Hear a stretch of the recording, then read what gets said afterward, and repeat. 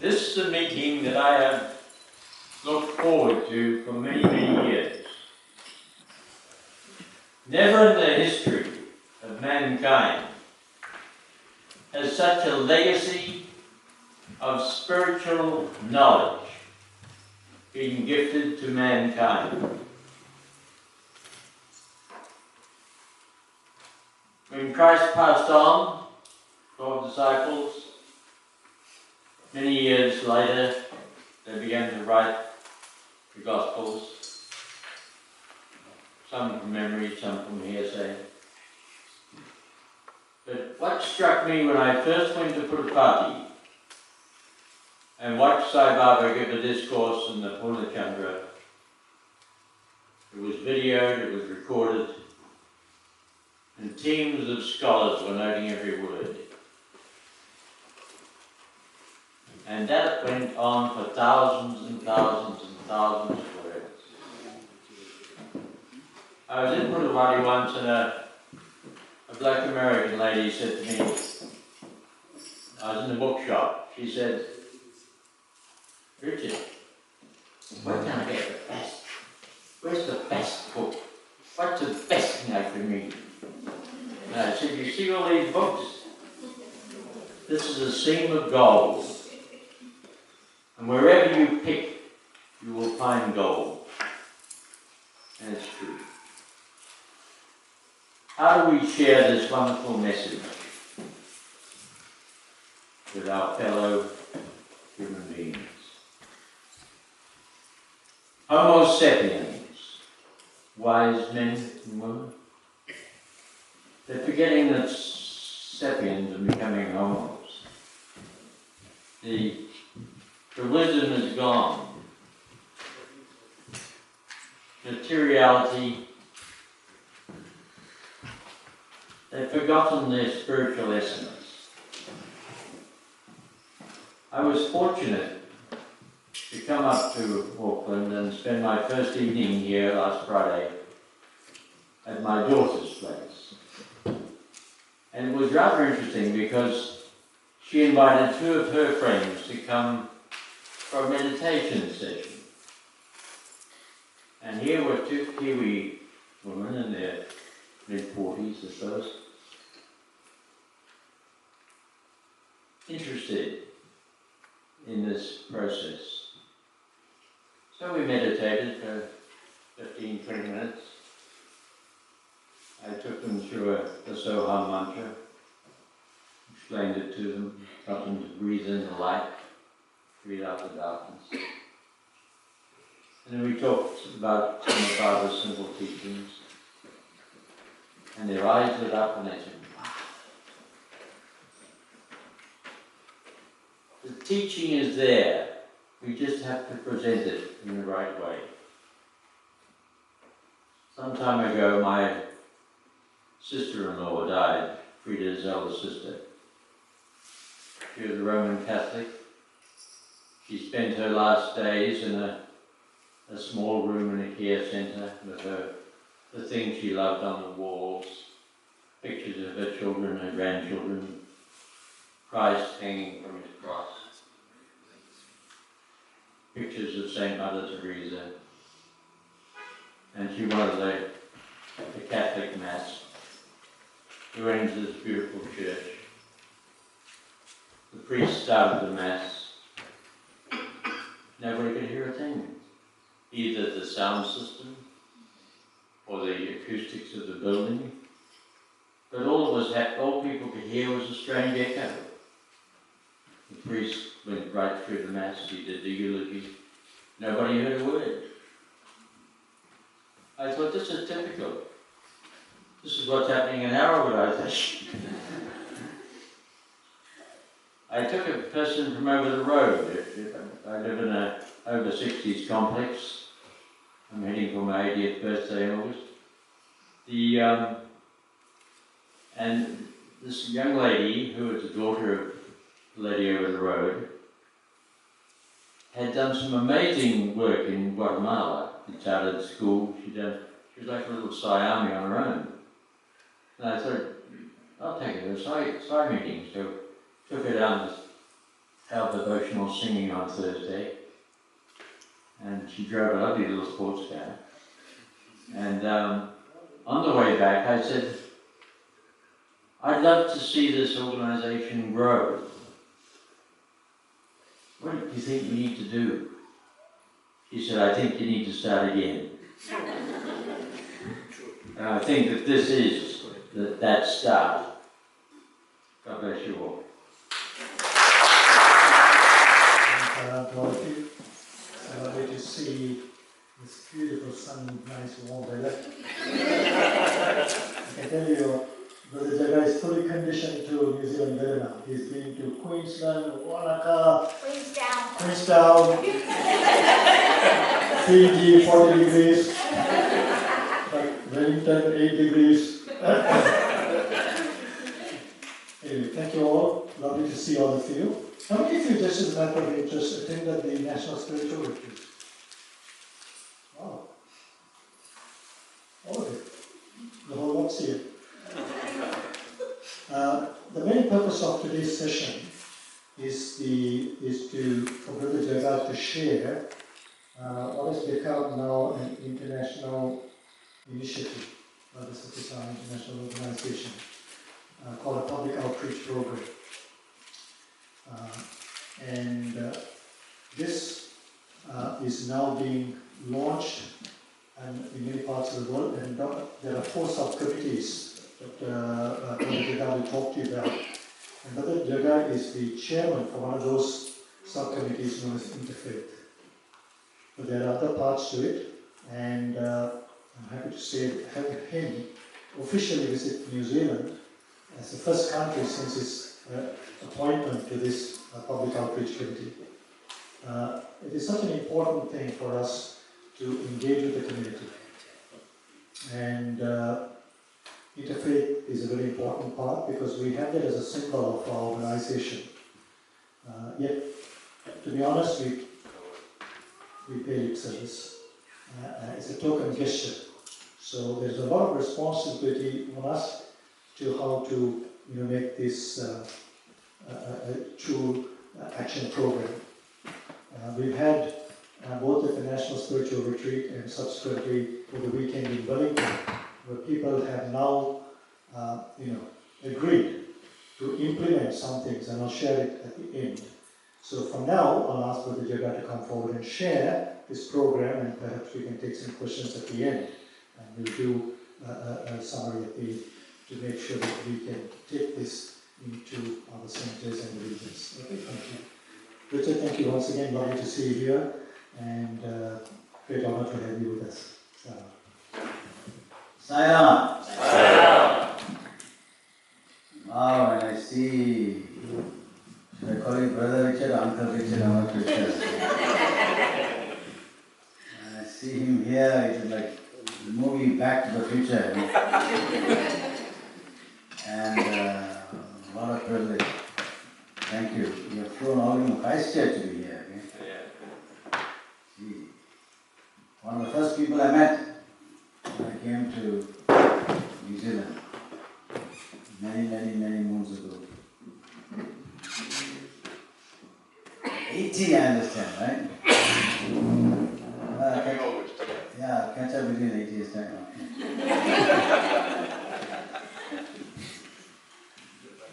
And dear friends, today, really, it's, I'm a bit irritated actually by a few things. I want to share this with you. Because some of you are wearing t-shirts as though it is summer. I'm wearing 3 layers of one clothing. It irritates me no end, okay? Yeah. You know all these tough guys like that. Look at this guy sitting outside there. All this. Amazing. Thank God that Ravi is wearing some warm clothing, so I feel comfortable.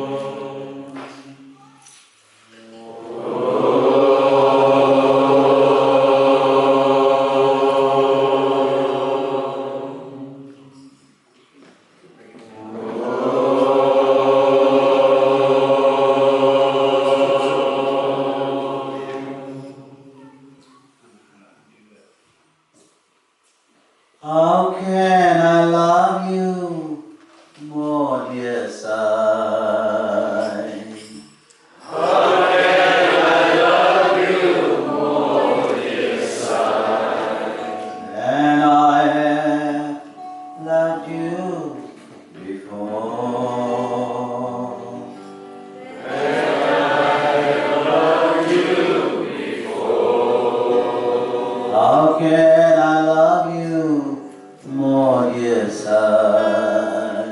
How can I love you more, dear Sai? Now they say you are no more. Now they say you are no more. How can I love you more, dear Sai? How can I love you more, dear Sai? And I have loved you more. And I have loved you before. How can I love you more, dear Sai? How can I love you more, dear Sai? Now they say you are no more. Now they say you are no more. In the breeze I will feel your tender touch. In the breeze I will feel your gentle touch. In the stars your twinkling light. In the stars your twinkling eyes. In the moon I will see your gentle face. In the Moon I will see your gentle face. In the sun, your beaming smile. In the sun your beaming smile. How can I love you more, dear Sai? How can I love you more, dear Sai? When I have loved you When I have loved you before. how can I love you more, dear Sai? How can I love you more, dear Sai? Now they say you are no more. Now they say you are no more. When will I see your smiling face? When will I see your smiling face? As we have seen before. As we have seen before. We will see your smiling face, my Lord. See your smiling face, my Lord. I will see your smiling face, my Lord. I will see your smiling face, my Lord. In my heart forevermore. In my heart forevermore. In my heart forevermore. In my heart forevermore.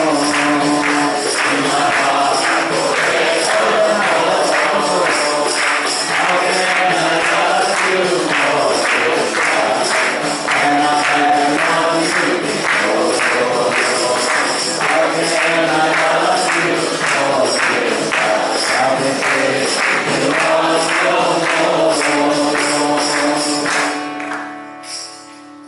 Now they say you are no more.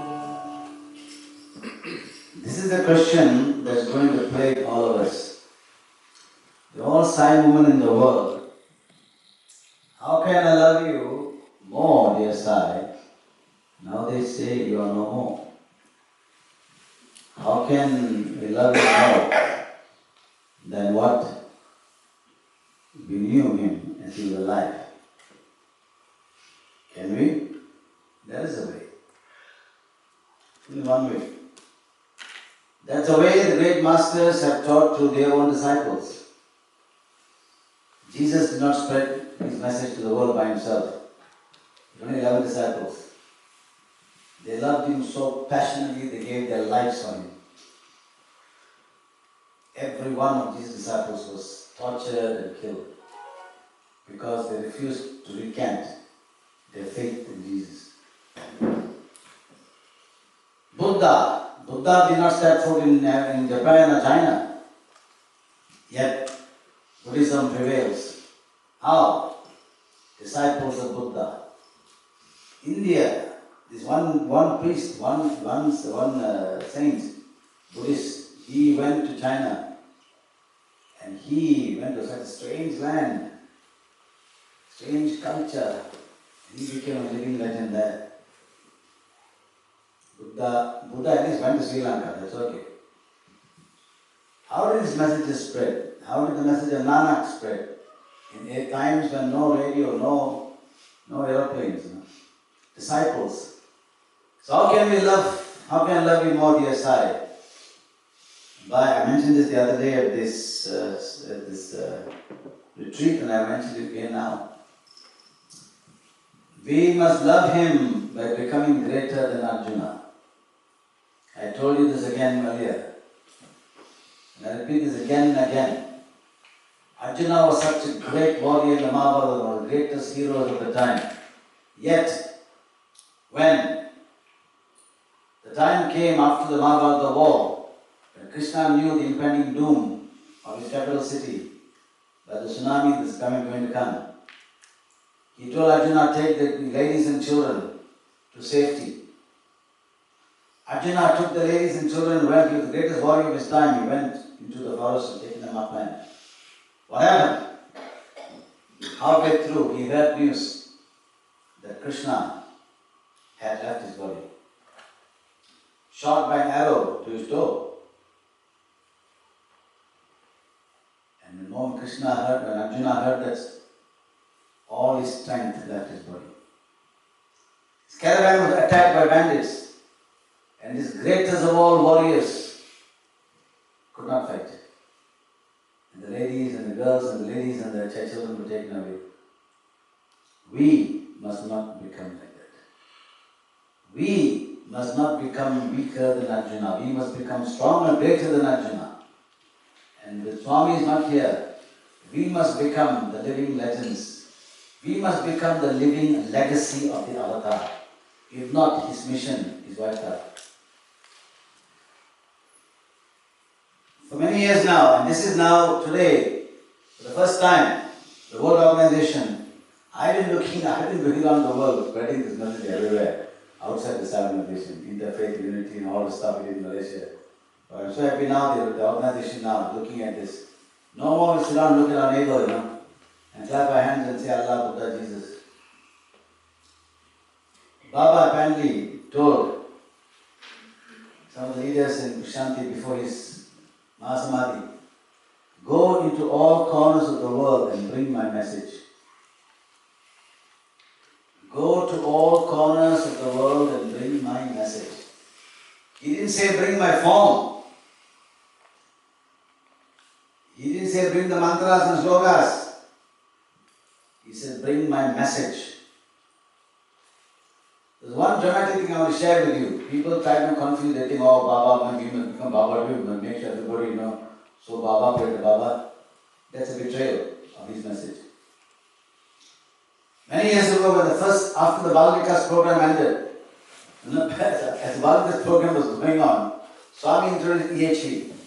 And I was there at the first international EHV conference in Prashant Nilayam. And I was asked to present two papers, one on interfaith unity and about 30 years ago. Interfaith unity, the other was on devotional group singing. Then I heard this incredible incident. The Indian organization printed a book on education human values. It is supposed to go into schools, The Bal Vikas was sites on the way.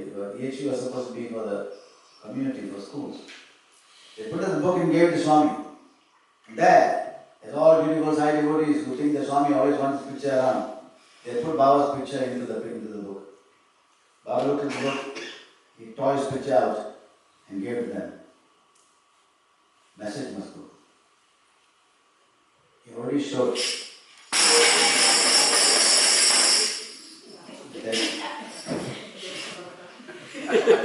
that was really, I thought Swami is coming in. You weren't wrong. And he wants us to waken the world with a bang. devotees. So, under Dr. Reddy, they have set up now something called the Public Outreach Committee. And today's purpose is for me to give you a glimpse of what this Public Outreach Committee is all about. What is our role in the Divine Mission? Go to all corners of the world and bring my message. For long, this is my own comment here, nothing to do with the public, this is my own comment. World SAI Movement worldwide has been, except for occasional bouts of Seva and Sai Schools in few nations, very inward looking. Not realizing that SAI's vision and mission and message are for the world at large and not for just a few Sai devotees. We sit in our center and sing Allah, Buddha, Jesus and think that by saying Allah, Buddha, Jesus, Sai and clapping hand, the whole world will become united. We put the Sai symbol there, unity of faith, and don't do anything about it. I hardly know about any other religion. This is what I mentioned the other day, I mentioned repeat here again. We say, oh, we look at the symbol, we worship, the symbol is not here. Worship Allah, Buddha, Jesus, we worship Jega, we respect all religions. And tomorrow I tell you, I ask this question again and again. If supposing tomorrow a Muslim comes and asks you, you say you respect Islam, yes, we respect Islam, Baba says respect Islam, very good, very good. Tell me, what do you know of Islamic teachings? 99% of Sai devotees around the world except all of you. Why are you laughing? 99% of all Baba devotees will say, Islamic teachings. Al-Qaeda, Osama bin Laden, ISIS, that's all you know. No one knows the incredible teachings that in the Quran. That's fantastic teachings in the Quran.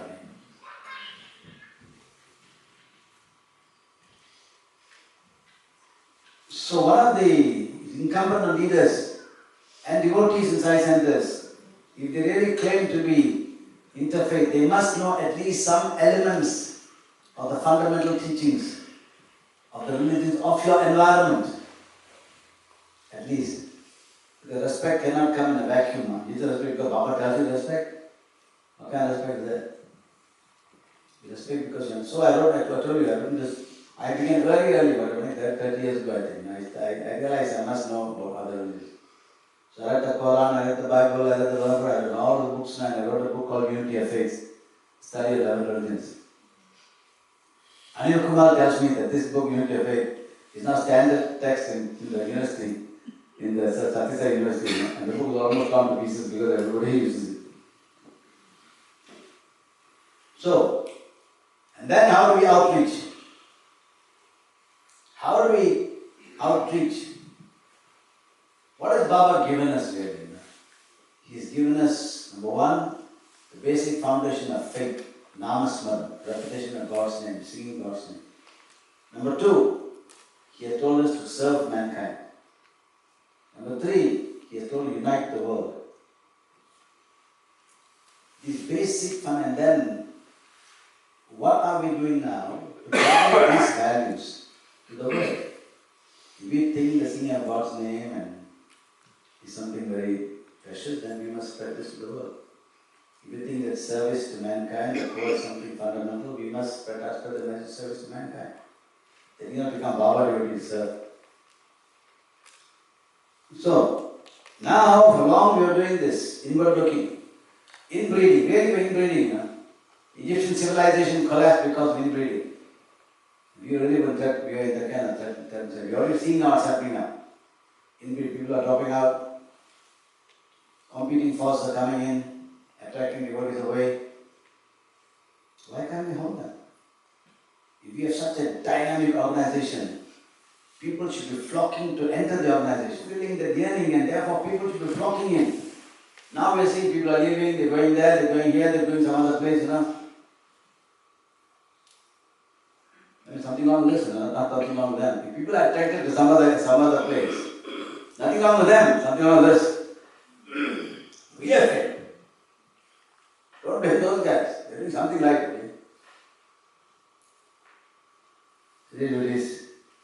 Now our Dr. N Reddy, the new World SSIO Leadership, have moved to fulfill SAI Mission for the welfare of mankind. We are here not for the welfare of few devotees, occasional service here and there, to put in our report, but we must become a pervasive force in the lives of nations, where governments, religious leaders, and the public must welcome and appreciate the SAI organization. Remember now, governments must appreciate us, other religious leaders must appreciate us, and the public must appreciate us. Every religion must see us as a friend and an ally to feed the roots of their own religion. Then they will appreciate us, and not think of us as a competitor. It is in this context now that the POC was formed, the Public Outreach Committee. Now there is some interesting thing. Elida Parks and Pablo are now the co-chair of the POC. Okay, they are in Europe and in Latin America. Then they set up 4 subcommittees. They call subcommittee leads, a subcommittee coordinator, and sometimes I'm not too sure what they call. Number 1, there's a public meeting subcommittee chaired by Dato.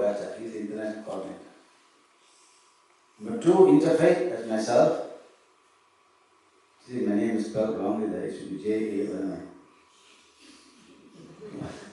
Who's arguing?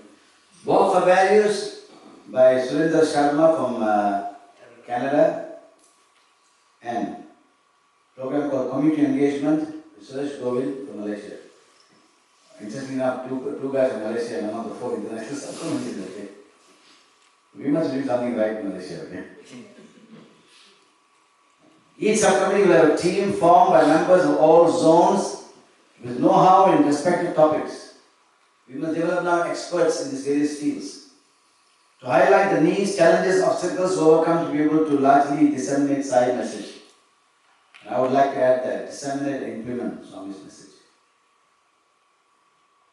By the way, I'm giving you the exact text that the Public Health Committee has prepared. They actually had it in a PDF file, but I converted into this PowerPoint. Now they sent some global questionnaires. It's very interesting, this one.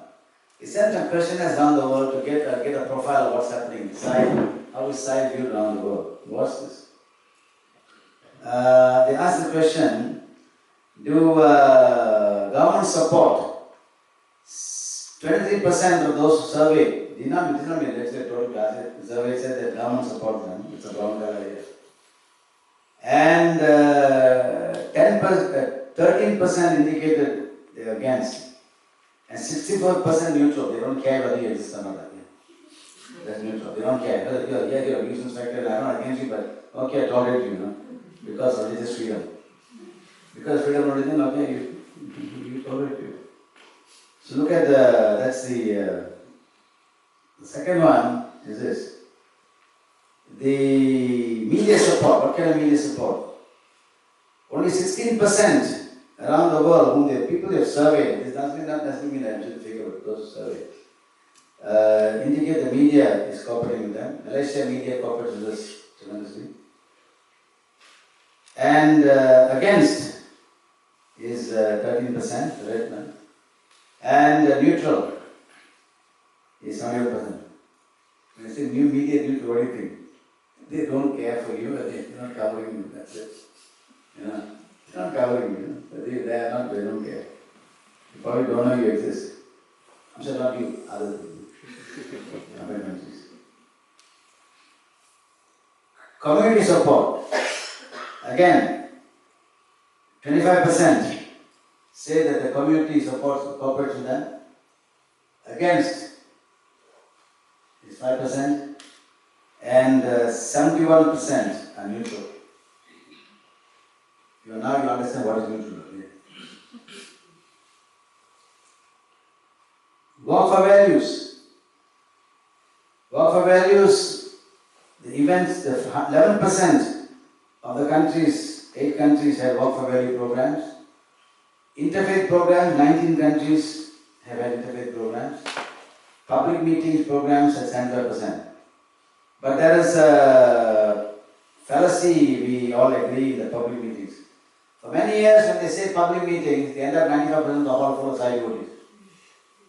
And they call it public meetings, because they are in a public hall. Now the challenge is now at least 60-70% must be non-side, then it's called public meeting. And it need not be 100 people, it can be 10 people, 20 people, But it is those whom we can talk about what we're doing and get them to engage with us in the activities that we're doing. Countries' community engagement initiatives, universities and colleges, 23 countries have got community engagements, and Malaysia is one where we've got university one. In Malaysia, for example, now, we're working with a number of universities, and something amazing happened in University of Malaya, which is our premier university where Dr. Suresh is the lecturer. And we have now told the university people, what are we training all the students for? When they leave when they graduate, how conscious they are of this, how they must serve society, how we making them into good human beings. So now, the University of Malaya has agreed that the first year freshie batch, first year students, must have 2 hours credit of service to society. But they didn't know how to do it. So what did we do?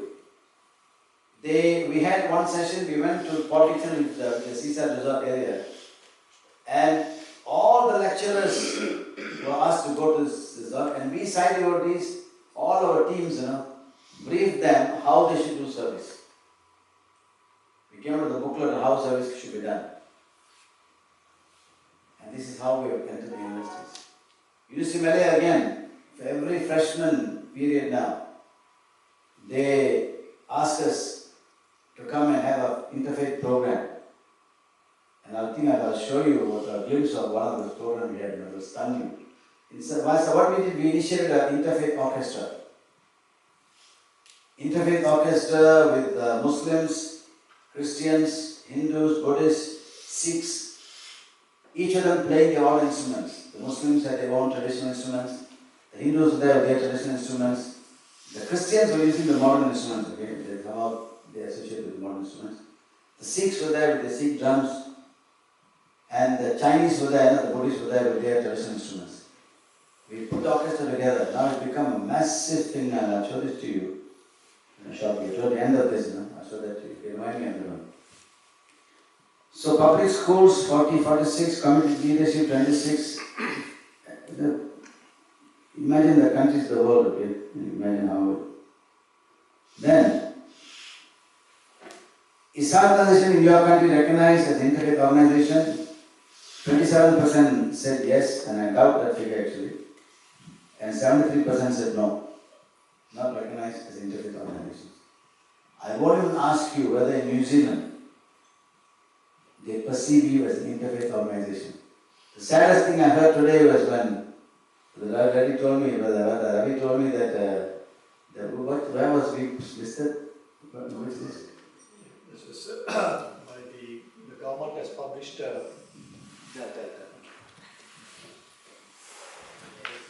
the 30th of March, Helen Clark came to New Zealand, to Wellington to launch what is called the Diversity Centre of New Zealand, and so I was invited, but I couldn't go because I was with Brother so I asked Brother Kumar to attend, but also went and researched the background paper to that formation of this. And there's a professor in Wellington who did a lot of background on the various faith groups in New Zealand. And SAI organization is listed as a Hindu organization. I keep telling you, this is the biggest disservice to SAI, and I was party to submitting the survey, and I got New Zealand under no. What an honest man he is. So therefore that's the challenge, We are supposed to be the world's largest NGO, the world's largest NGO that puts the Sarvadharma symbol in our organization, in our centers, and we sing Allah, Buddha, Jesus, in our center, all in Indian language. We don't care whether any other language is there, But we are determined to make the SAI movement an Indian movement. Not sure other countries do that, okay? You know. And this is the problem. We are determined to make the Sai Center a Hindu temple, a substitute Hindu temple. That's the biggest disservice we can do. We have let the site fall down. So I don't blame them. Like they walk, let me ask you a question, okay? Let me be honest with you. Any stranger walks into, any government official, stranger walks into your center, when he sees what's there, in his mind, wow, this is real interfaith center. Or does he think, wow, this is more like a Hindu center? And what's worse is he sometimes listens to what we're singing. 100% will come from the Hindu center. Disguising as an interfaith. So what's required? Leadership. Radical change in leadership thinking. Do not be sheep to follow the devotees what they want to do. The devotee, we are supposed to lead, you know. The devotee is okay, why should I go to temple twice, you know, okay, make a Hindu Sai Center, why should I go to Hindu temple plus Sai, you know. Let me just make the Sai Center Hindu temple, then I need not go anywhere else.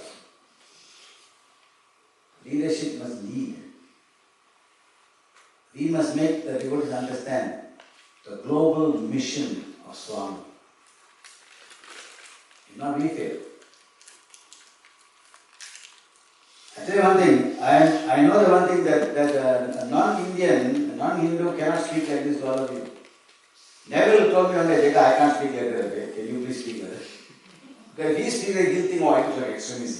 He was a Christian extremist. If Richard talks like that, oh, he's a Christian extremist. But I'm Hindu, I can talk like that, okay?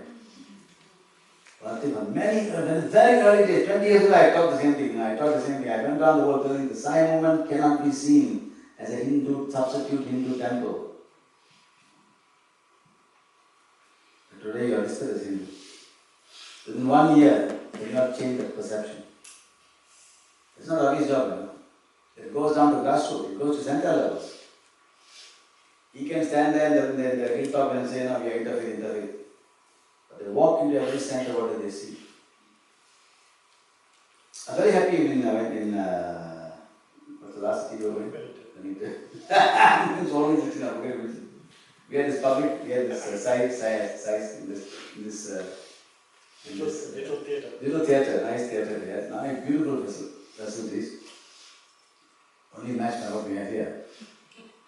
And in that theatre, they had I was actually happy to see the interfaith altar. Good enough, there's a big picture of Sai on one side and a huge picture of Jesus on the other side. And then I thought this is very good. People walk over there, they are respecting, you know, the majority of religion. You know. Of course, they put Buddha here, and of course, they have the Sarvadhamma symbol at the back. Okay.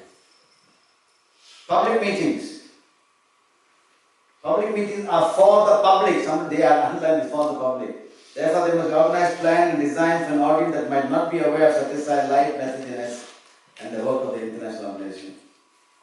So this is the agenda now for the public. I am now going to give you now the terms of reference of all these 4 subcommittees.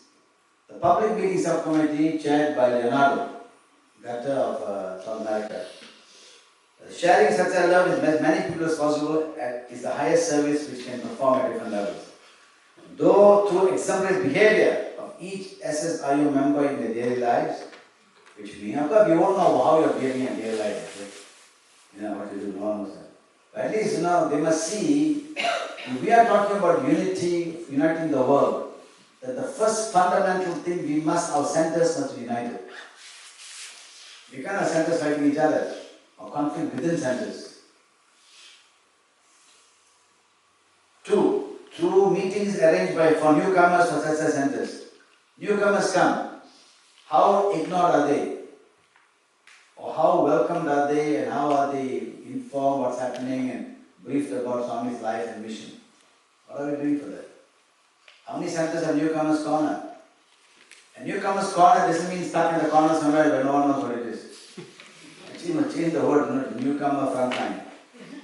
That's where it should be. Newcomers front and center. Front and center, exactly, not the back, okay. Through meeting the organized members in their homes and relatives, friends and their neighbors.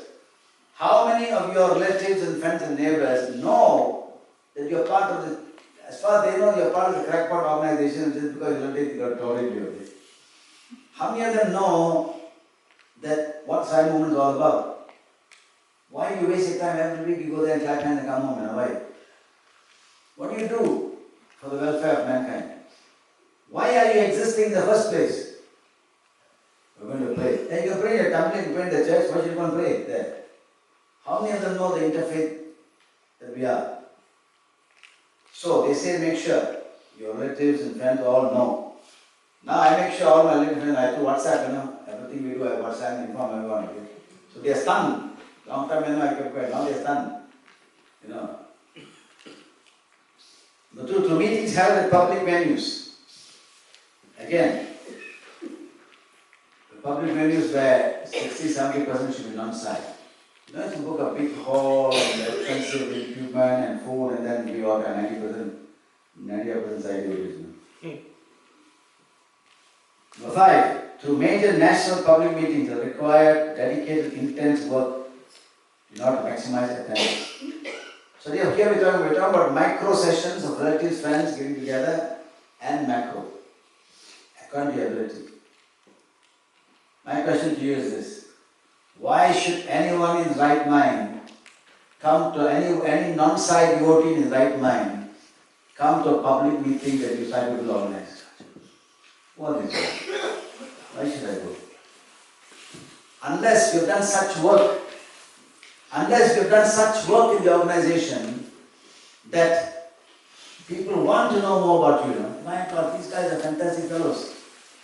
These guys are fantastic people. Hey, why are you doing all these wonderful things? Let me go and find out more about them. Then they will come. They must be hungry to know. They must be hunger to know about SAI. Because we have become relevant to the life of this nation. Hey, these guys are not a religious group. So by Christ said it very well, by your work you'll be known. Not by a talk or a song. By your work. So why should anyone come to this? Is the first public meeting challenge.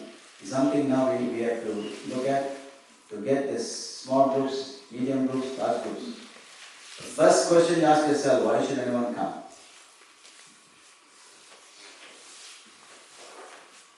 The public meeting subcommittee has the following objectives.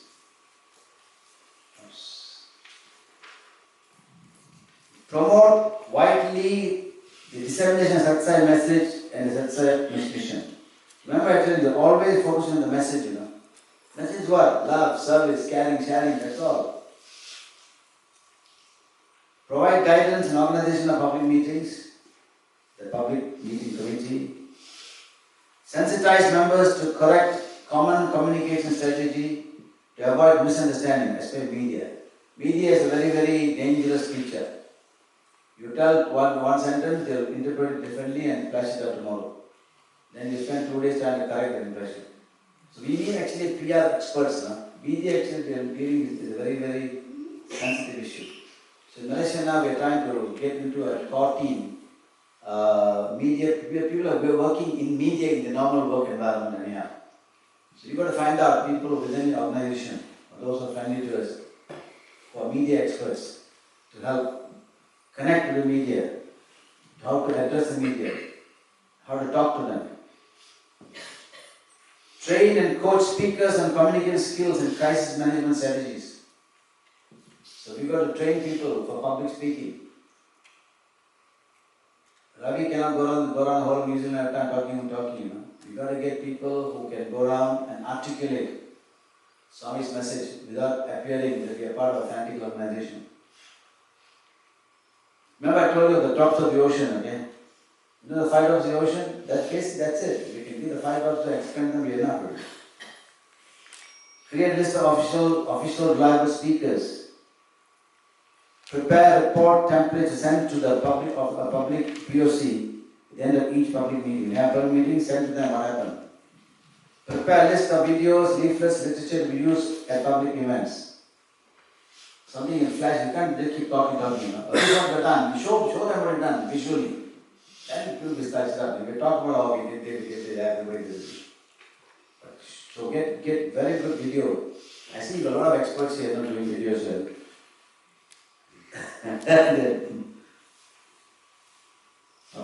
So that is the. Now we come to the interfaith, okay?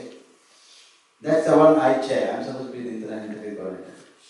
To assist and ensure that all SAI interfaith coordinators, possibly all devotees, that means you must appoint interfaith coordinators in your country. I've spoken to the Ravi about it, and I think he's very kindly said to me, and 100% support that he will initially become the interfaith, because it's too sensitive, to leave it anyway. He knows something, he should become the first interfaith, and he had 2 deputies or someone with him who can, after the momentum is there, then he can take over. To ensure that interfaith coordinators are fully aware of the principal teachings of major religions in the environment. You need not know about Shintoism, or so as you know, but at least you know the religion, especially now, your Maori religion, this is spiritual. They say Maori word spirituality. You don't call it religion, they say. And to understand that, how many of you know about that?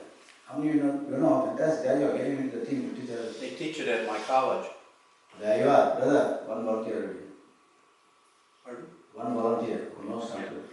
No, you should now go around. Not enough. Huh? It's not enough. Yeah, okay, fine. At least you have one. The other day, the other young boy, who came yesterday. Yeah. So we must know. And I tell you, if I go to a Sikh environment and I tell them about the Sikh religion, wow, they really respect me. Once I was in Perth or somewhere, I forgot, in Australia, and I was addressing the Sai devotees. And then some of the Sai were Jains. And the Jain people at that time were having another big gathering of their own. So they said, Jega, can you come and address the Jain group? I said, fine. Now Jainism is not a religion everyone knows simply about it. What we do in Malaysia, this way I give you the cutting edge, okay? At the end of every bhajan, we repeat the chant, the mantras of all the religions. And I've given to brother, and I will be giving to you all today, the CD that records what we chant after Asuma Sakkamya and Gayatri. We chant the Christ prayer, the Christ, we chant Buddha Sharanam Gacchami. Swami 40, 45 years ago, 50 years ago gave us a symbol, go unite the world. But we did nothing. We did nothing. Fortunately in Malaysia we didn't listen to what the rest of the world was doing. We went ahead and launched a massive interfaith. How do we win the hearts and minds of people? Stoop to conquer. Oh, we are avatars people, you must come to us. Nonsense, no one knows you avatars people. Who cares? Stoop to conquer. I followed what Swami did. I give you what you want. So you will desire what I have to give. So how did we launch interfaith in Malaysia? Many years ago, when I was president of SAI Council of Days. In Malaysia, we have 5 major religious festivals. Christmas, Buddha Purnima, Chinese New Year, Deepavali, and Eid, the Muslim festival. For every major festival then, we began, of course we do so much service all through the year. I told them, guys, we will launch a major service activity in the name of that religion. During this day. So for Christmas, we launch a major activity, SAI organized, majorly in the name of Christ. And we invite a Christian priest to come and cut the ribbon or hit a gong or whatever it is, and bless the poor over there. We invite we will do, and say a prayer. Then we'll sing all the Christian hymns. But these guys will come to us and say, Jega, I'm coming here in my personal capacity. I don't represent the church. I said, fine, I don't care. He told them. After all, we are doing this anyhow. We want you to bless us. We did the same for Buddha Purnima, for the Buddhist. We did the same for Deepavali. We did the same for Chinese New Year. Year after year, 3, 4 years, we are finally everyone going, why are these guys doing this? Why are these Sai Baba people not honoring Christ like this? Why did they do it in the name of Sai Baba? Because we tell them, Baba says we must honor and respect all religions.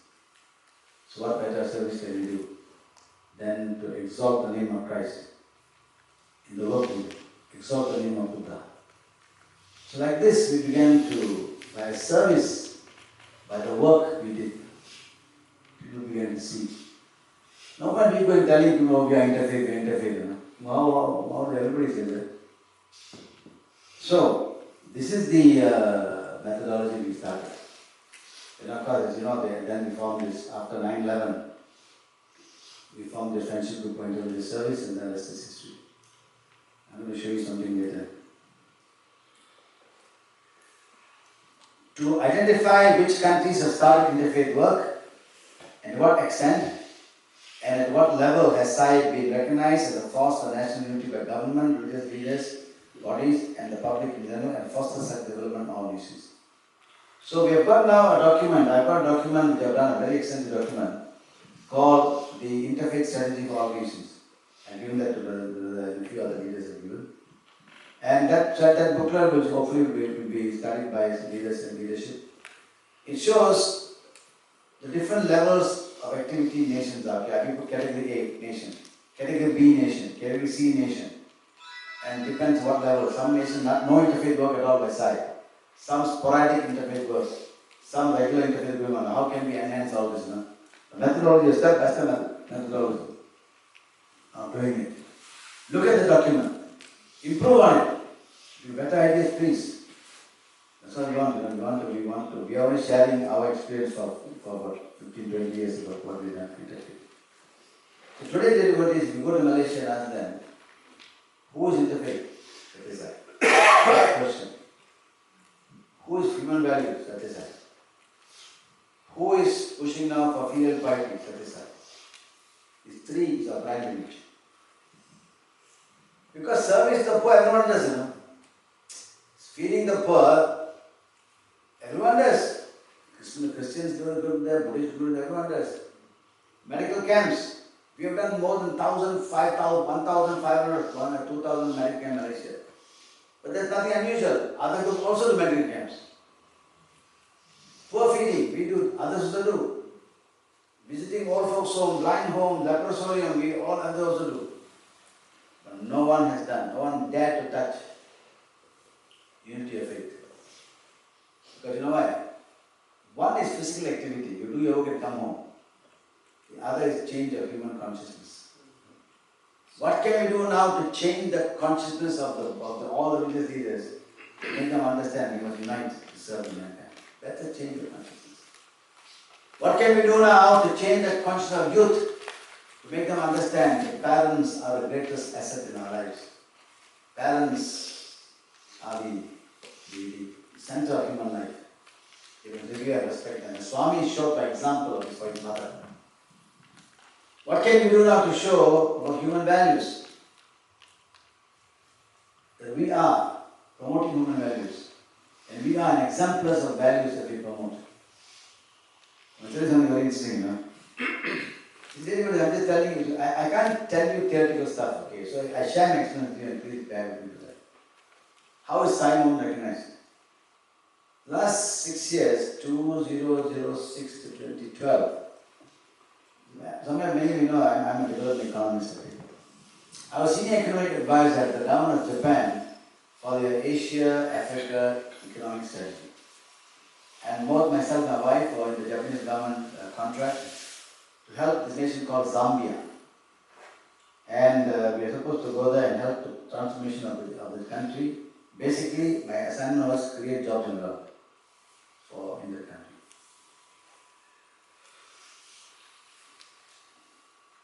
I was working with the President's office, and I was working with the Ministry of Industry. And one day, about 3 or 4 years after we started, my Prime Minister, Najib, the present one, who was a bit of trouble, you all know. That time he was not so much trouble. He visited Zambia with the Malaysian delegation. So anyway, that time I was already in Zambia for the Japanese government program.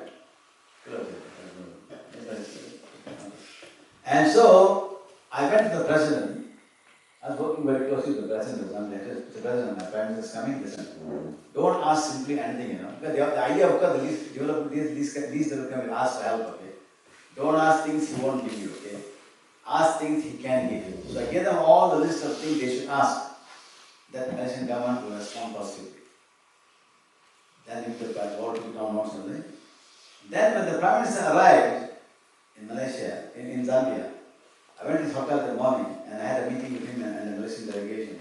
I told, sir, I've already told them what to ask you. I said.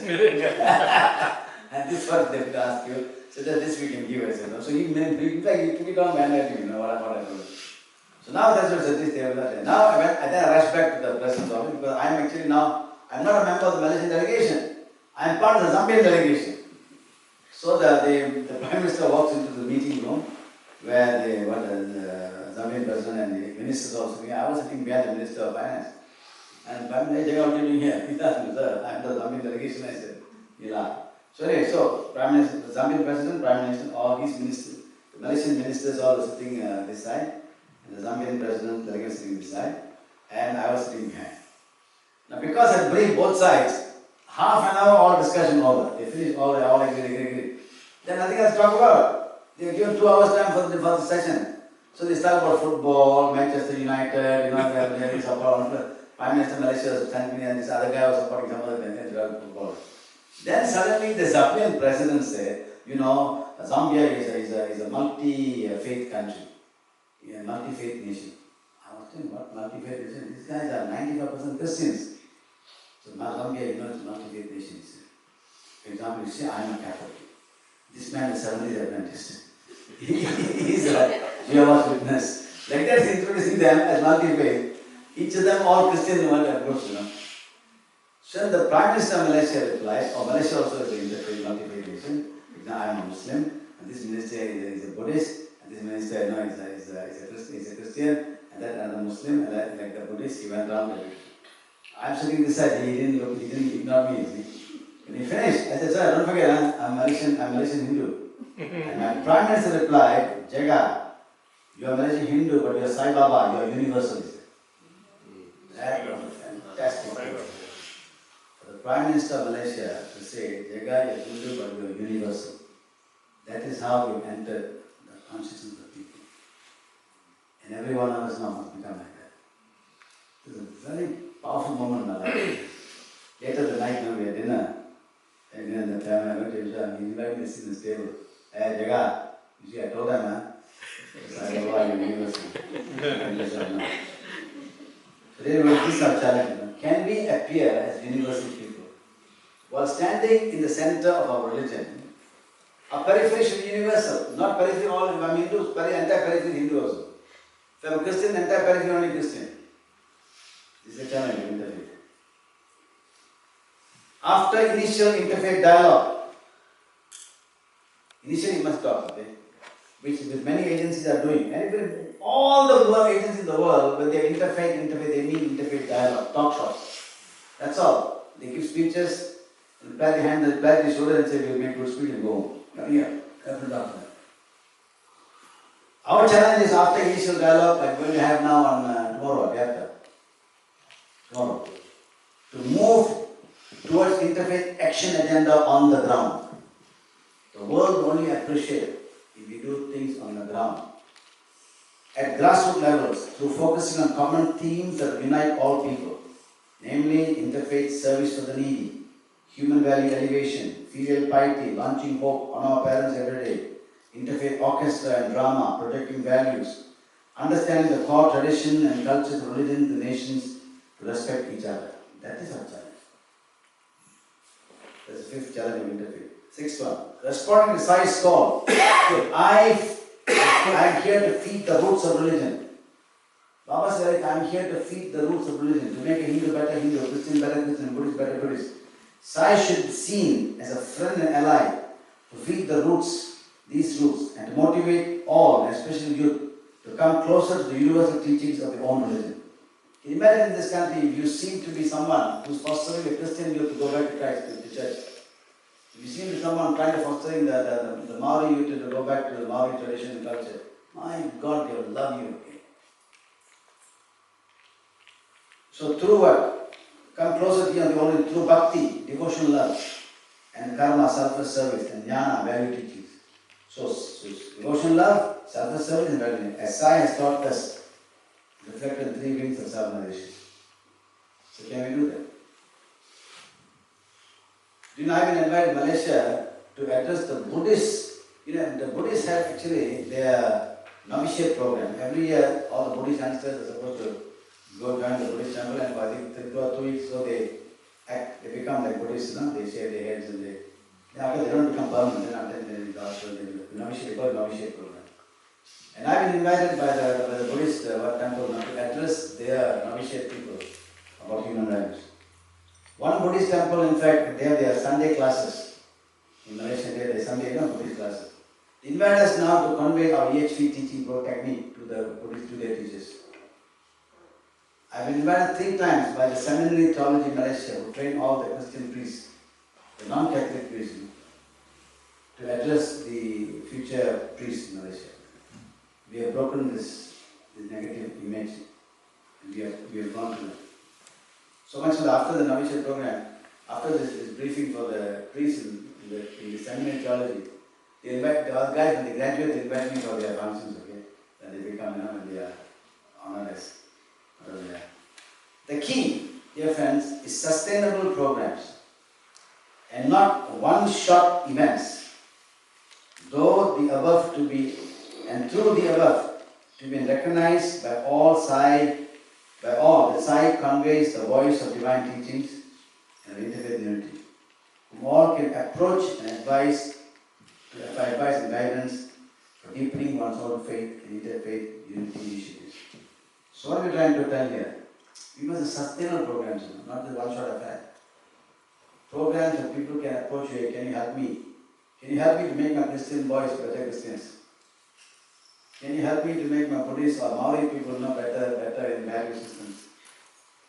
Can you imagine they approach you for that? My God, what a powerful force we can become. And the interfaith initiative should not be a one-time affair. Constant programs. Throughout the year we have 4 or 5 programs.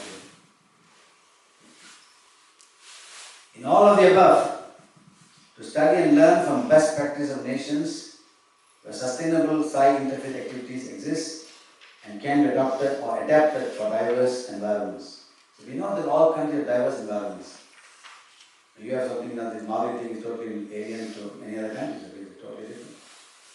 So we've got to adapt ourselves to fit into the environments of the countries. That's the second interfaith. Third, work for values. Started by SAI School in Canada in 2003. Work fair has now been hosted by over 35 major countries, cities. I think once we tried to do work values here, I understand. Even Australia, it didn't go so well.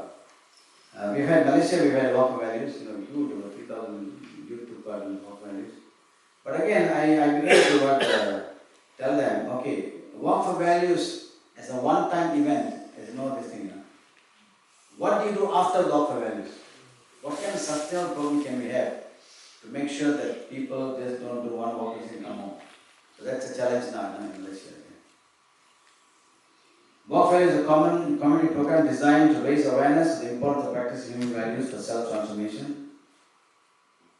It is not a fundraiser, but a public event that helps to call for an honest self-examination from all its participants, to identify areas of personal growth and pledge to practice associated values, not only for personal transformation, but also collective social, environmental reformation and global peace. It's a nice statement, okay? But can we have, after you have a big work fair program, can we get all of them together now to a sustainable program of action for our community? Raise awareness for SAI Baba and his teachings with respect to values and service projects. And raise greater awareness of SAI International as a spiritual and service organization, the SAI Schools, institutes of education and education for the offer. Invite the public at large, other community, faith groups, schools, business and digital dignitaries, regardless of race, religion, and to participate in the events, okay, to launch the event, so they become aware of what the event is. It's critical that we sometimes feel why should we get involved with the government. The government should know what it is. They should regard it as a secret society and then they'll ban us one day. So the more that we make sure in Malaysia, I do exactly what Swami does in Puttaparthi. This is what Swami does in Puttaparthi. For every event he invites the Prime Minister, some Chief Minister, some to launch this, cut the ribbon, whatever, these speeches. And we wonder why we don't listen to those guys, okay? When Swami, why Swami does that? I realize that the government must be aware. Government must support it, then only we can do our work properly. So we make sure that every event, we have ministers give messages, the Prime Minister gives his messages. We've had so many messages from Prime Minister, even at the King, our monarch, Agam, and taking part in our activities. So we are people, no one can bring up any issue. Oh, Sai movement, the very funny movement, the secret society, not what's happening. No, we are very transparent. In Malaysia, the what do you call it, symbol, I Vision? Freemasons. The Freemasons were attacked viciously. And they actually at one time almost banned, okay? Because they were considered a secret society, what are they doing? I said, no, this is not happening. Anyone brings any news about Sai Baba in the cabinet to attack, the rest of the committee must defend us. So they know what they're doing. I want to be a keynote speaker, address the participants, followed by a cultural music program. So at the Walk for Values, not just walk, have somebody, motivational speaker speaking there, then after the event, cultural thing, or whatever, so everyone gets a chance to mix together. Wearing same t-shirts, colorful floats, music bands, value banners, and have a parade, okay? Service activity like blood donation can be, and care for environment, other themes that can generate in this particular movement. Community Charter SAI awards can also be introduced. Walk route should offer maximum visibility to participants. Don't take the remote country, walk away to the remote countryside in Mumbai, okay? To the city. Surrounding community, ideal route you have to start to finish. Media coverage, very important. Standardized logos sends a strong message with heart symbolizing love. Now they have actually Canada has come out with a nice symbol with a foot, and the 5 fingers there and the feet, toes, then each toe has representing 5 values. I'm sure you get that. So, this is something Canada did that really is achievement. Proclamation of Human Rights Day by City Council in large number of cities and flag hoisting of the Black for Value flags, city halls. So they have now finally declared at the UNO, United Nations Organization, international organization, they have now in Canada, they have declared now 23rd November as International Human Values Day. And a number of, not the whole of Canada, but a number of cities have declared 20th November as International Human Values Day. 20th November. Now comes the next, the last of the 4 subcommittees, community engagement. This is headed by Dr. Service should proceed from an awareness of what one owes to society. One's name and fame, all the comforts one enjoys derived from society. Society is what gives us what we are. One finds fulfillment in society, that being the case, if one does not serve society, who else can he serve? Sheer gratitude demands that one should serve society, which is the source of all benefits. Offer service according to the needs of the situation. Today the need of the poor in rural areas are quite great. Engaging the community. And this is basically some service activities. In this situation you must go into the villages, organize service activities and encourage rural population to participate in them. And here you got your Maori population, what have you. The village folk should be told the importance of health and hygiene and how to keep their homes and villages clean and healthy.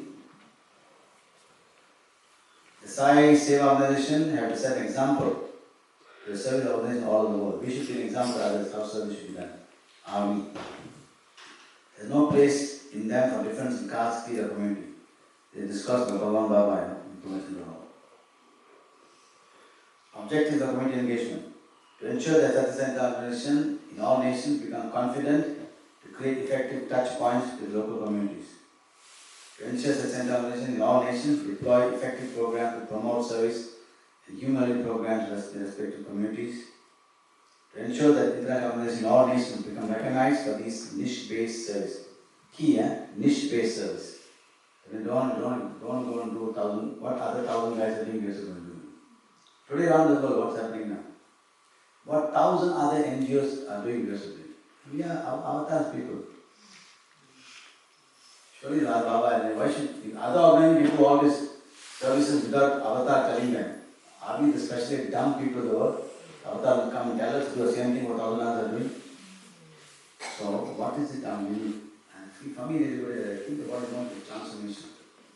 Human transformation that no one else can achieve. Transformation of human consciousness, that's what Avatar came. Why are we together here? Because of Baba's change of consciousness. From selfish people to become universal. Now can you expect this? To ensure to recognize the history set of human rights programs to effective engagement and empowerment of communities. So this is move away from next steps. These are the next steps of the public outreach committee.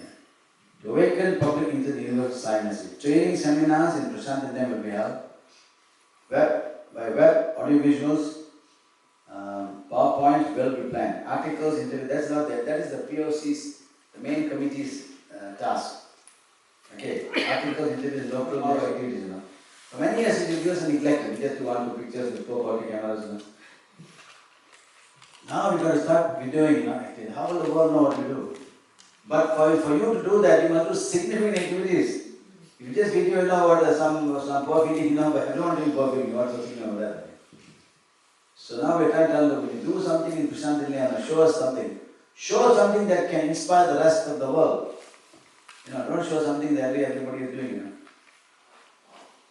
Creation of documentaries, TV, radio, internet, creation of TV programs on human values and SAI principles, organization of public meetings, seminars, conferences on SAI philosophy, especially service, human value, Medicare, social care, educare, organization, exhibition, competition, concerts, shows, events to spread the universal SAI message, interfaith, walk for values. Organize major international projects involving activity at the public. Like they got to serve the planet thing now, all of you are aware of this. And the Lhasa and the SAI challenge, you know. Devotees. This is what I'm giving you a glimpse, you know, what we. So we have had number of meetings, number of WebEx discussion groups. You are involved in the last one. We can't meet all together, so we have not. We can't do anything, you know. The most helpless fellow is the fellow right at the top. He can come and motivate you, he can come and tell you, but you must do. It is everything starts center level, okay. The center is the heart of the SAI organization. All the action, the teaching, the agendas, everything at center. He can transmit. He can motivate. There's something that I've mentioned last time. I mentioned the other day. How can each of you become a powerful force? How did Malaysia, for example, reach out to so much, to all the religions, all the in a multiracial country, 60% Muslims. Where in Malaysia we cannot, non-Muslims, cannot mention the word Allah. We cannot mention Inshallah. Non-Muslims cannot be called in any other religious or spiritual function. If a Muslim is called in a Christian environment, the organization will be in trouble, he will be in trouble. If a Muslim is called in the outside Bhajan center, we are in trouble. So sometimes organizations, the Christian organizations have their functions outside, they put open to all people except Muslims. We don't put it like that, okay? But I'll show you now is this. Now we started something called the Friendship Group for Interreligious Service. Okay, now I haven't given you the entire POC. So let me now focus on my particular assignment of interfaith. Okay? So before I continue, would you have any questions you have on the POC in general? The 4 subcommittees. What is the challenge of the organization here? Is to appoint, we have one POC coordinator, you could be one of them. Then you could appoint people who will look after each of these 4 subcommittee events. We are now reaching out now. It's outreach. Outreach. Now some people sometimes used to say, oh, you know, first we must evolve ourselves and then we reach out. You can die, you know, before you know when you reach out. Very about this. Only by reaching out can you go within. Only by reaching out. How do you know you have love for others? Oh, Shinda Bhajan, oh, I love the world, Loka, Samasta. So now we say Loka, now Samasta Loka, Sukino, Bhavantu, we sing. Everybody, do you know the angels and devas are angry with us? Angels and Devas agree with this. You see, angels and Devas are supposed to stand and say, Samasta Loka, so may all people everywhere be happy. We are supposed to implement it. He just read the sentence and say, Samasta Loka, Bhavantu, may all people all the world be happy. And they sing a song also, They sing a song, all the world be happy. And they think by singing a song, everyone will be happy. What nonsense, the angels are fed. Hey, you guys. Hey, they are supposed to go and do, make the, we are supposed to bless you, We are supposed to go and make you happy. We are supposed to go and make you happy. What is it on chanting, may all people be happy? Angels are fed. All of you go, man, you're in trouble when you visit there. We should feel guilty when we say, Samasta Loka Suyina Bhavantu. What am I going? I'm doing nothing, anything, They should bless us. Samasta Loka Suyina Bhavantu. We then take action. That is the rule. So anyway, this is what I could tell you. And it's very, very critical to understand this. The SAI leader, very simple. A simple organizing thing which I have used in my life and in my Malaysian organization. How at one time the Malaysian SAI group was very small. So expand, 80 centers now. How do you reach out to all these guys and make them move? One word we say, boom, all these must move. Okay, maybe not all, maybe one or two recalcitrant guys with there, rest of them move. How? Very simple. You are the leader. Every leader must have what I call a circle of contact. You have 1, 2, 3, 4, 5, 6, whatever it is, some people already. This is a circle of contact. Circle of contact. And then the challenge is for you, every of this circle of contact, they must have their own circle of contact.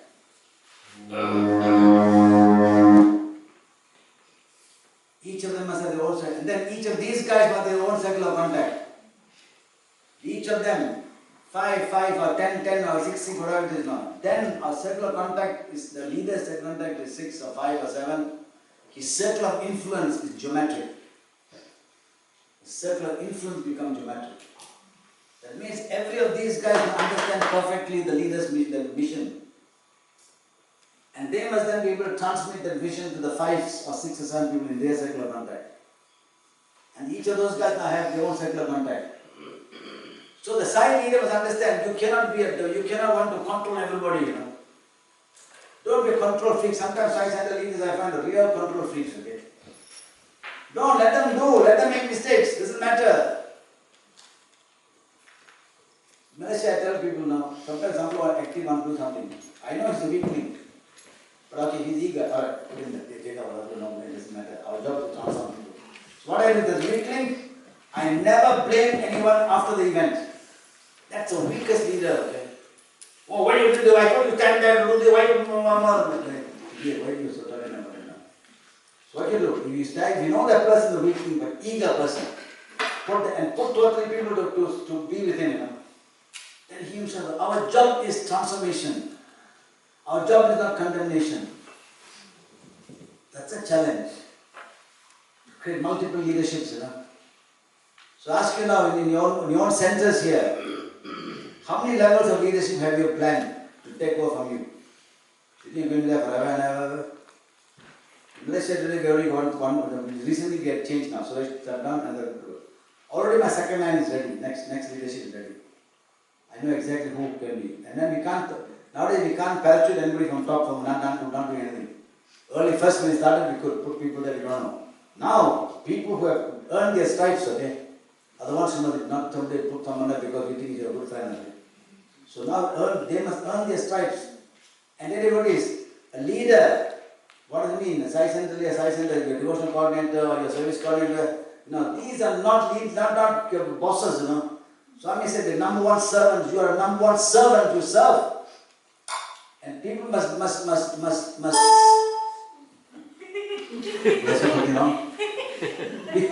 people must want to do things. Actually, forget about it, frankly.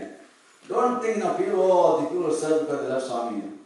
They love Swami, they sit in the house and sing Hare Rama, Hare Rama, Hare Krishna. People must serve because they love you. SAI movement, leadership of love. Baba says, yes. Baba, take picture. You see the one I talked about, the 9/11. Show this to you. 9/11. No. So devotees, the leadership of love, SAI Movement. Because don't forget, your members have a choice not to come. Unlike an organization in a commercial where they pay you money, they like it, you know, to come, I think go somewhere else. No? So we must have a leadership of love, leadership of motivation. I tell people in Malaysia in SAI centers, never enforce any rule. Never enforce any rule. They come to the option to walk out. What we must do? Motivate them to want to follow the rule. It means you explain and make them understand why this rule is wrong. Tell you one in Malaysia, exactly. Many years ago, when I was a young, I was 35, 36, whatever, I don't know. I am 37. So, okay. One day, all these guys, they all love to sing all Indian songs. They think you're Baba and all, very important singing. Even the Chinese are able to sing Indian songs. One day I told them, you see, why? Baba is there in India, Baba put up all the songs in English. Something Baba had been in China. So Baba had been born in China, in the province of Kungchao. All of us now won't be going to Puttaparthi. We are going to Kungchao. Kungchao. And all of us go to Kungchao, wherever it is, okay? And we'll go there and we sing Chinese song. Long the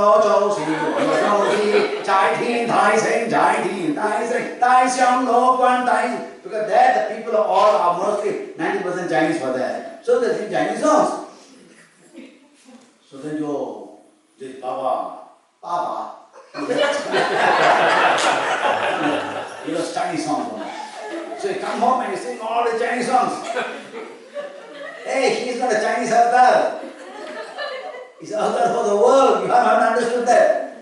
Only sing Indian song there. No? So any one coffee in the center, you think as Indian center. I don't say, So what I told them, now on, every leader, lead singer, want to sing Indian bhajan, must sing one Chinese bhajan. If you don't sing, you don't sing. Wow, Jega. What's the reaction? Wow, Jega. Wow, that dictatorship, Wow, I say, yeah. Dictatorship, I said, yeah, okay. Forgive me. So now, Chinese devotees must sing Indian bhajan. Indian devotees cannot sing Chinese bhajan. You mean say brotherhood is a one-way street? The point out. Then all of these singers started. I myself started singing Chinese bhajan. In fact, the very first ever Chinese cassette we did, the first voice was my voice. I'm singing Chinese bhajan. See, this is an example. So devotees. Then it's how we explain. And another one thing happened. It's about code of clothing. The ladies got together and drew up some guidelines for ladies' clothing. Okay. So then they gave me. Some of them, come, with some of them they come because they go to work and come back, wearing very short skirts or sometimes some of the big side here offshore or whatever. Okay. And they put here, can you announce this? I'm the chairman center. That time I was chairman center. Announce it. Okay. Ladies can be very fussy, they can be very pushy. I don't know what you all it is, but Malaysian ladies are very pushy. Yeah. I can't say no. So on that day I didn't announce. Next week I announced. Then next week came. I stood there, was in the crowd. Again I didn't announce. Jega, why do you announce? God. Next week. So 3 weeks running and I never announced it. 4th week I announced. Why you waited for that? I watched the crowd. On that day, accidentally one lady is wearing something shorter than normally she wears. And then if I say announce on that day, I would look at the lady.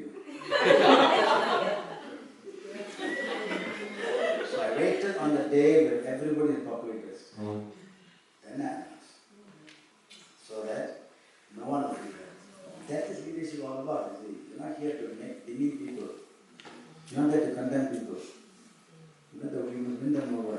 So timing is everything. We are doing this event every year. We will have this 5 major religious we do a service for that. That went on, and everyone tell I'm coming on my personal capacity. Then came 9/11 disaster, USA. The whole world scrambled to have interfaith dialogue. In Malaysia too, there's something called the Consultative Council for Interreligious Service.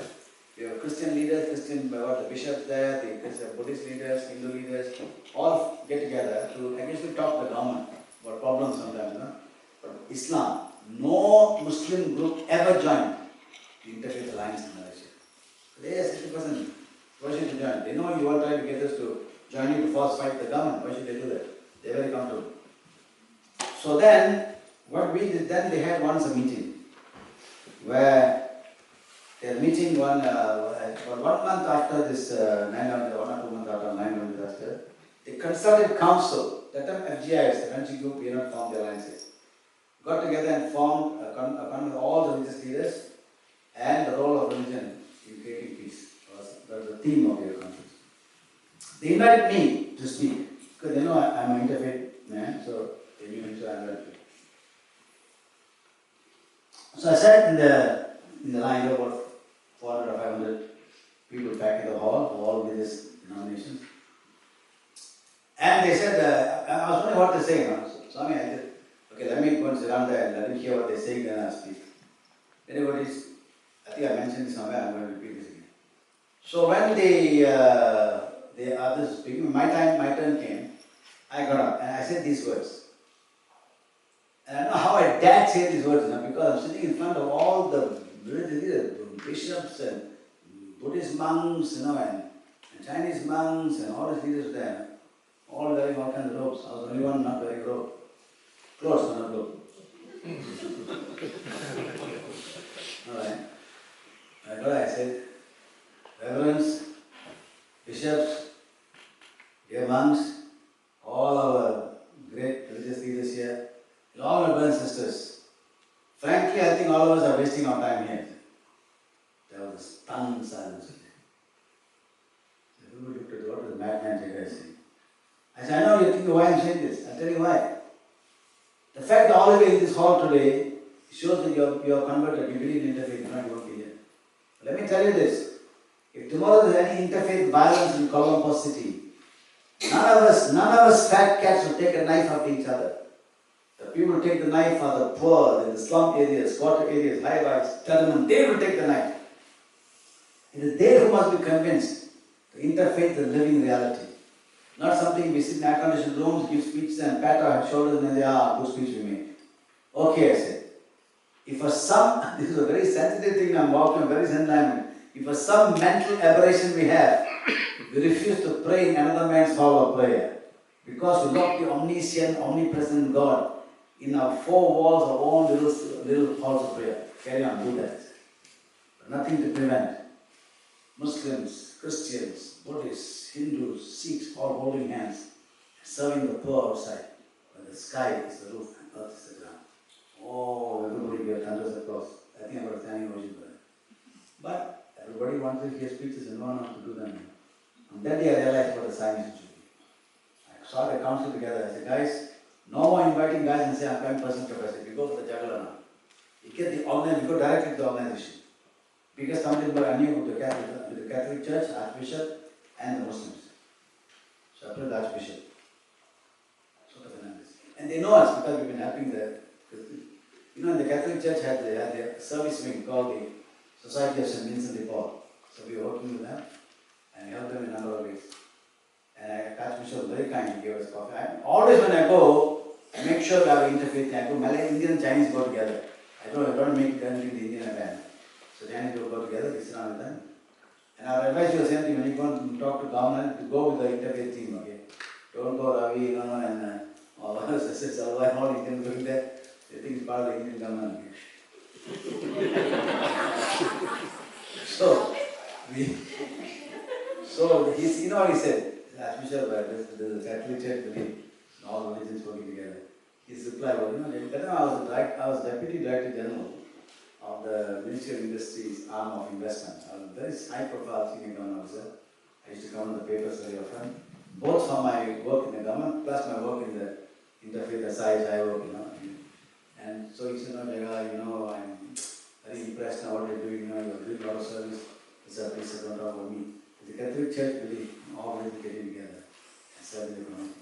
Jega, you're such a senior officer, yet I hear you go to the old folks' homes and sweep the drains, And he said, please don't talk about me. The Catholic Church believe in Christians, Buddhists, Hindus, all holding hands and serving the poor outside. Of course you do. Sign up, sir. Here's a form. Formation of friendship group and religious service. I will send a representative for the first meeting you call. We had that. Then we approached the Muslim. That is the toughest nut to crack. But no Muslim group has ever been part of any interfaith alliance. So I chose which group? There are many Muslim groups. I chose ABIM.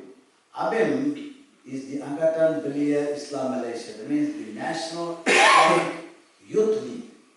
These are the guys who go and demonstrate in front of buildings, okay? Angkatan Belia Islam Malaysia, Islamic Youth Group Malaysia. These are the guys who go and demonstrate in front of anything trouble overseas, they'll go and demonstrate in front of the embassy.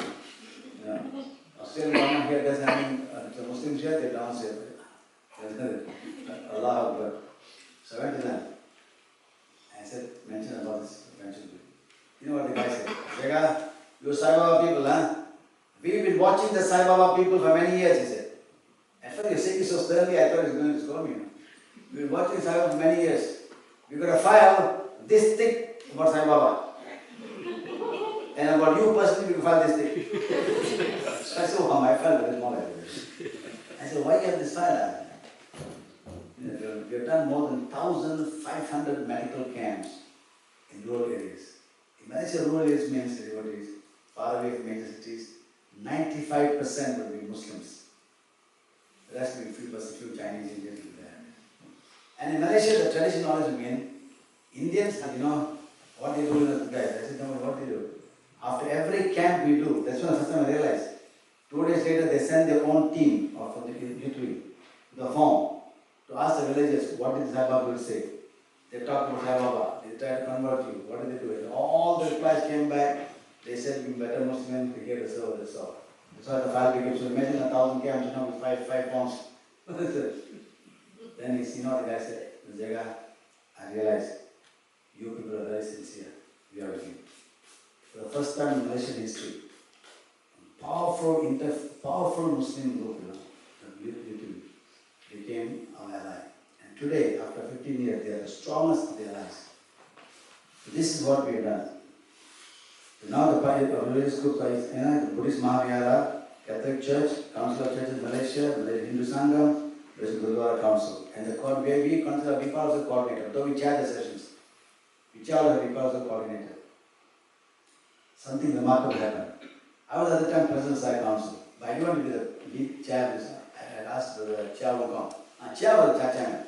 So I initiated this FGIs. I asked Chinese brother was the SAI leader.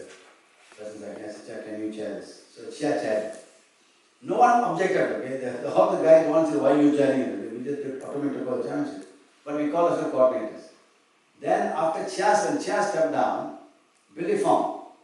Again, a Buddhist, he took over as President of the SAI Council, and automatically he was chairman of the friendship group. Again, no one questioned. I'm an advisor. No one questioned why automatically. 10 years passed. Then next came. Then Suresh was going to take over the President of the SAI Council. Really, that's when I played the most fantastic card we had. And Suresh, I told him, Suresh is now taking over as President of the SAI Council. And we have been chairing the SAI interfaith thing for FGIs for the last 10 years, or more, I don't know. Can I say this from now on? We rotate the chairmanships. The next 1 year, let the Islamic group chair. Then the Christian 1 year, Christian group chair, the Buddhist group chair. Here versus the Islamic leader was there. Said, Jega, not necessary. Let Sai Baba lead. We'll go. Please come to chair. He was stunned. Because normally in Malaysia, the Muslim will take leadership of everything. And you chair will follow. Then all the other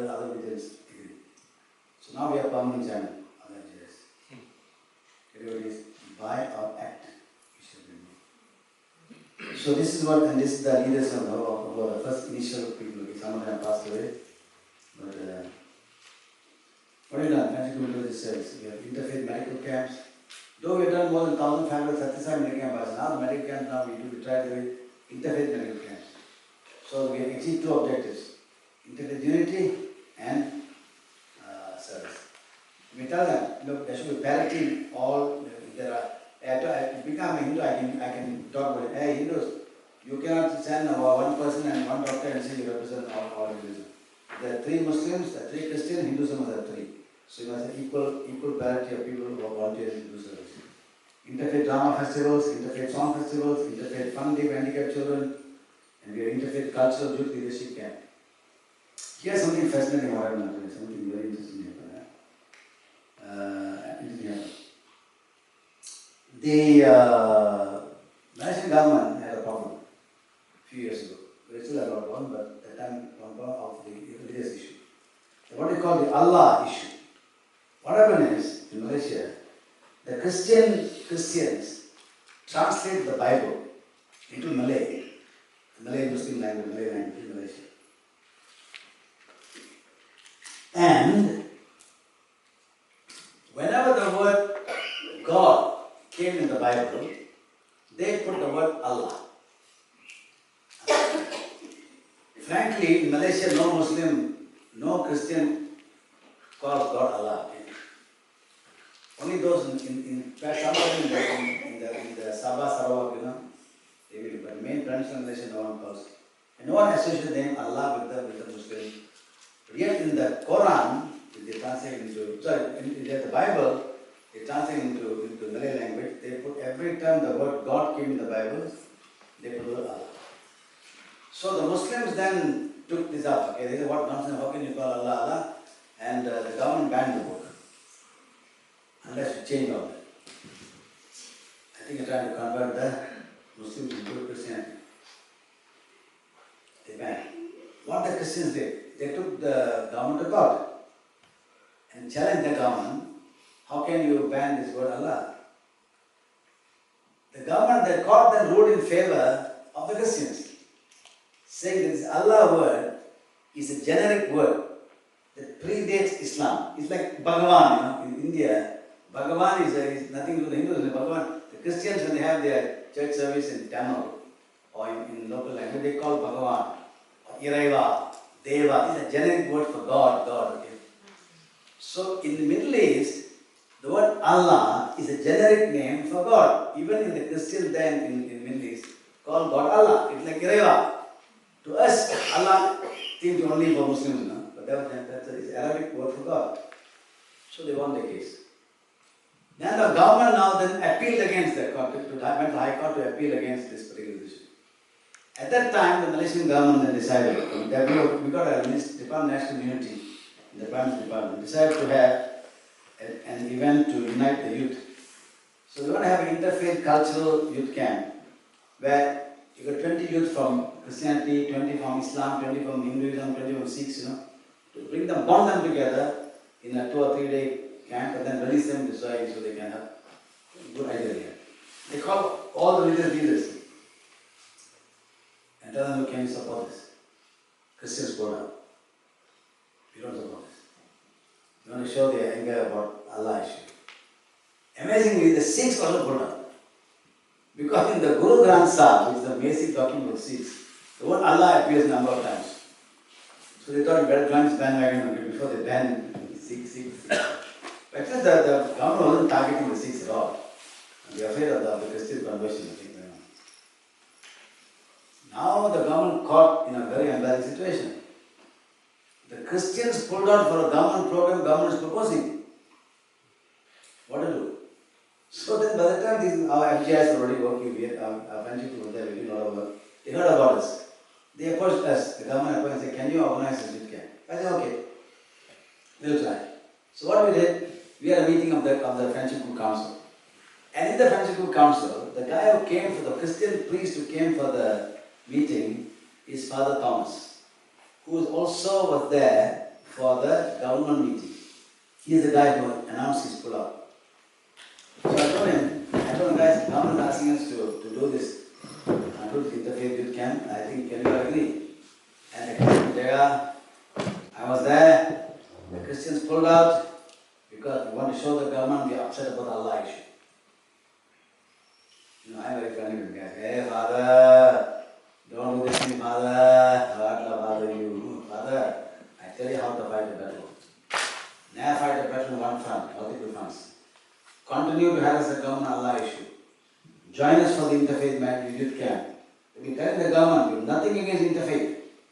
We're only upset about Allah. And yeah, good idea. They joined us. Christians, Sikhs, everyone joined us for this massive interfaith gathering. It's a 3-day camp with devotees. We had in a hotel. The government paid for the hotel. All the boys, I come in the hotel. All the kids and the boys and girls in the hotel. They paid for the food, paid for everything. Huh? We organized software, how to bind them together. Recently we had the second interfaith camp. Jajadeesan Pakala. But your mic's not working. Mic's not working. Mike, no? This is the minister of National Unity at the time. Chinese minister.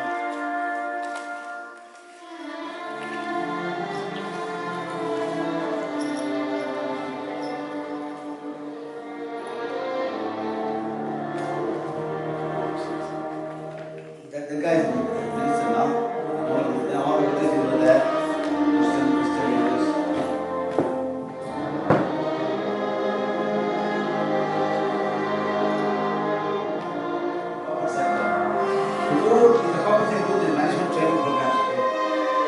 Charge for because they do the management training program now for the free. So all these guys brought in the top corporate management techniques of unity, of unity, the Buddhist monk sharing, his views on that. And then we had to do some little dramas and all it's a Muslim group. All good, we are just standing there the Hindu Sangam guy.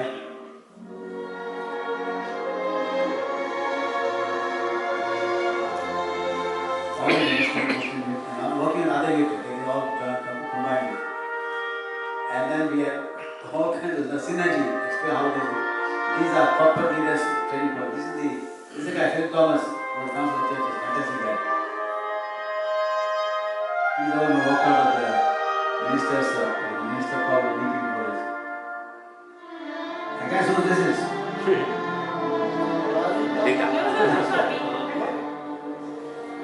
He's another Muslim leader. The problem how many people look like that? I myself never seen someone that is the chairman of the rural council.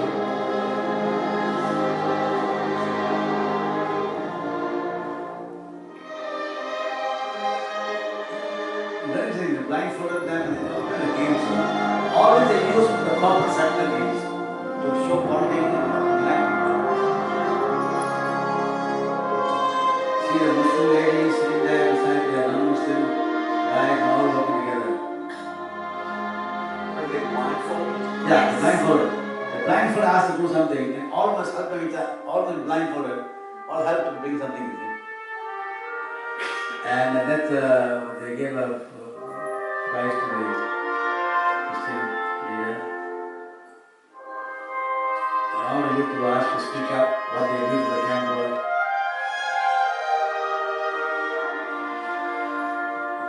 Chinese, Malays with the earlier,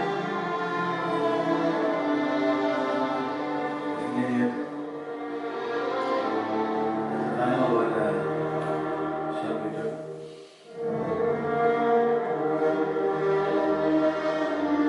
That's an example of what can be done. But when you do this, you build their confidence. They're all the youth together. Sensitive issue. And we had to ask the permission of the ministry, can we do this? He said, Jega, as long as you all don't get all of us in trouble, we can do it. So what we did, before the session started, before the allotted room, we had ice-breaking sessions, okay?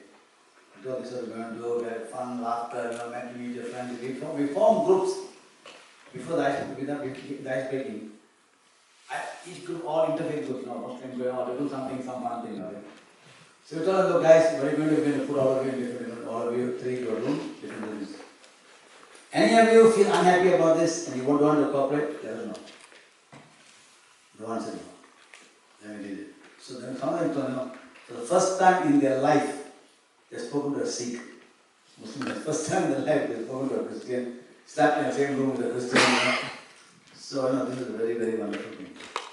Then what we did on the FJS, we formed the interfaith orchestra. It's too long to show you the drama, interfaith drama. Which, by the way, Dr. Suresh Govind did the drama. It's called Bridges and Walls, and he, now the drama, and I gave the song for the drama. It's something about friends, song for friends. And the drama was such an incredible success. Now in Malaysia, they're going to do a movie based on the drama. And all the actors, youngsters who took part, all these actors will take part, will take part in the drama free. No, in the movie free. No one is paid anything. All of that. Huge cast, okay? And recently, it started 2 or 3 years ago, now the funding is there. I just got a call from him that I go back to the 14th, 15th very meeting in the government complex, where all the government helped us to find the sponsor, private sector sponsors for this. It's going to be a program where all actors will be free, and we will make it a commercial film. And whatever funds we get out of that, we pay back the money to the guy who's funding the movie, Pay back, and the remainder of the money we put the trust to do for interfaith activities. That's the challenge. So this is an example now. What we have the internet now? What happened in the interfaith? And he saw what we're doing, the drama and the thing. He said, my God, I'm like being a cultural affair, not dancing, nothing like this. Can you all do a performance of this for the freshie weekend? There are 2 weeks of freshie. The freshies coming Christmas Day. So we said, okay. So what we're seeing now, and we've had subsequently, we had one major event, this may be the first or second, I can't remember. And something every year, for the last 3 years, for doing the freshman week, only non-university organization allowed to come in and do anything for this. 3,000 freshies are packed in this hall now. Freshmen are all in this hall, every batch, This was the, okay.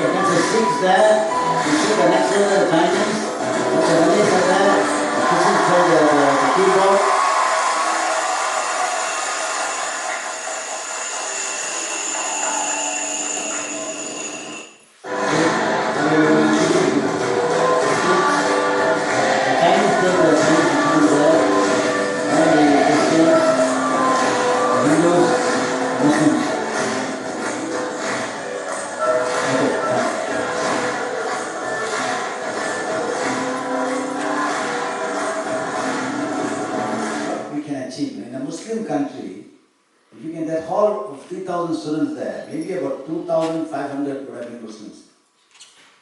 Can you imagine now the impact we have made in consciousness? The unity is possible. That we want to unite people.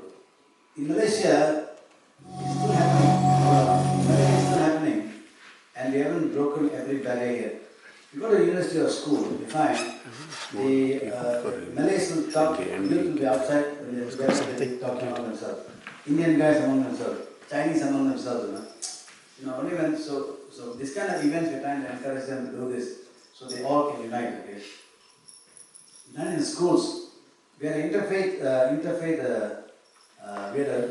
inter-school drama competition, and that's something you all usually do. Where drama should be on filial piety. Drama should be 15 minutes, 20 minutes.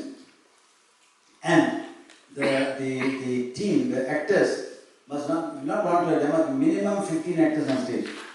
Because you don't have 2 plus going to a drama, that's not the way, it's 15 minutes. And then the particular profile of actors, the actors must represent interfaith profile on stage. Now then we put another condition. In the case that there's a college or school, we basically only say Indian school or Malay school, they must get their friends from outside to come and take part of the drama, not to give them it. And then you must see the response it had. The first time these guys all gave their own scripts on filial piety. So we achieved 2 objectives. Every time we do something, we try to get multiple shots in, okay? One is to create interfaith unity, and the other is filial piety. So these are things, that we have shown in a Muslim country in Malaysia, where so much restrictions are there, that we can succeed. As long as the cause is noble and our motive pure. That's the mantra I put in Malaysia. Guys, our cause must be nation benefit. Number 2, our motive must be pure. If we say we want all of them to become Baba devotees, our motive is tainted. Motive must be pure. Just for what Baba calls Loka Kalyana, for the welfare and happiness of humanity. That's what it is. So this is now the POC now set up now as a multiple thing. What you all do now after you now, you'll be giving instructions ready to form the POC committee, form the leadership of the various things.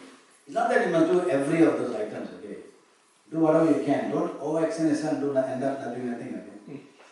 So do something that you can dig a deep hole. Baba says don't make 15 holes and have trickle of water. 1 or 2 deep holes, you get a gush, okay? So this is the challenge, that all we face. And any questions you'd like to ask, I'm happy to answer. And at the end of this, we're going to show you, as you end after all whatever you have said. Have you seen this? The other day I showed this movie. Have you seen this movie called Kali Yuga Avatar? Don't watch.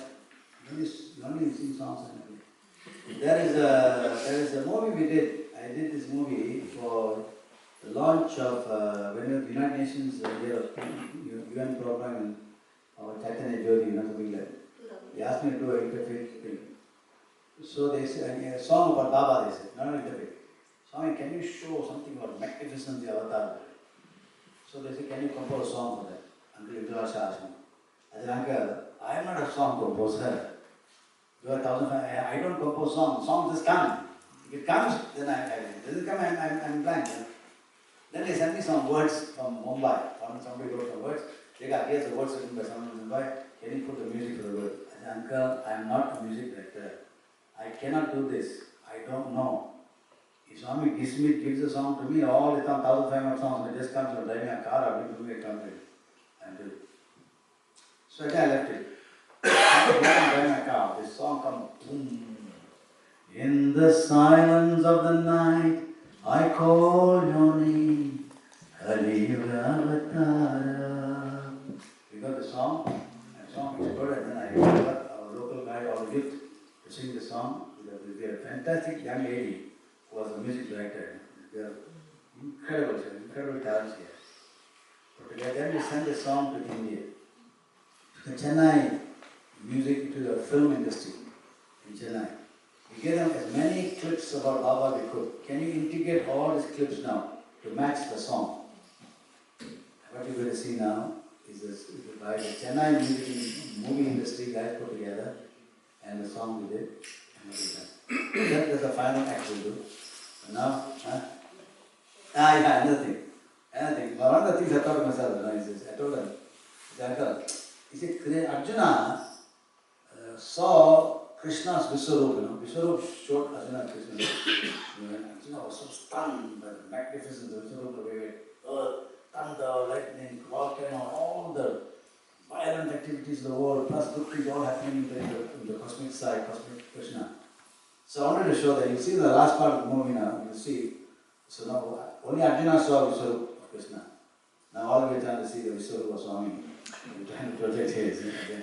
So have a look at it. Okay, just after that. Huh? Oh, you trying to see this is breathing what I tell you. So after this guy did this movie, he did a commercial thing, you know. So he said, can you give us the copyright, you know, to spread it, to produce it? They said, no, copyright ours, and you got to pay for it. How to pay the movie man?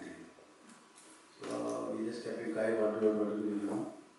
Then after a few months, what happened was, the company went bankrupt. And the company closed down. Since the song is mine, and the words are mine, I took the copyright myself. Okay? So not want to stop this. Okay? The song is solved the problem. We actually measured the growth of the company for some time. Okay, Q&A please. Any questions, comments? Questions, comments? Everybody understood what you're trying to say? Yes, sir. When they were doing the youth session in that hotel, you said that the youth were from the corporate sector or something? No, this youth now were from the different religious groups. Every religious group sent 20 youth. From Sikh, the Gurdwara Council, the church, the Hindu Sangam, they sent 20 youth. That's what. And then, but the trainers were our Sai people. The guys who did the training program were all Sai youth. Sai youth actually, they work in the corporate sector. You know, these guys are trainers for corporate sector. And they do some innovative things, you know. And they introduced the corporate sector training into this youth thing, you know, the youth enjoyed this. I myself have seen some stuff they did that. Quite fun it was. Yes? Okay. Yes? Any questions? Yes, ma'am? Sing that song, Huh? just once. No, we're going to play that No, song. we're going to play this whole video. Any other questions? That's not the question I asked you. Any other questions? Okay, now the two things I'm going to do now, before we wrap up, okay? And I'm going to see no questions. Okay? Hopefully that you all have understood and you will implement this in a sense and spread the word to all the leaders. Remember, circle of contact, circle of influence. Okay? And in the circle of influence, you can have a lot of non-Sai people there. You know, a lot of now interfaith thing now, the circle of influence should become, that's what we are doing now in Malaysia. You know? Circle of influence is phenomenal. You know? Okay, what I'd like to do before, maybe you all should, you conclude the rest of the movie, then that's it. Okay? The movie is quite dynamic, you know, and after that you speak, you know.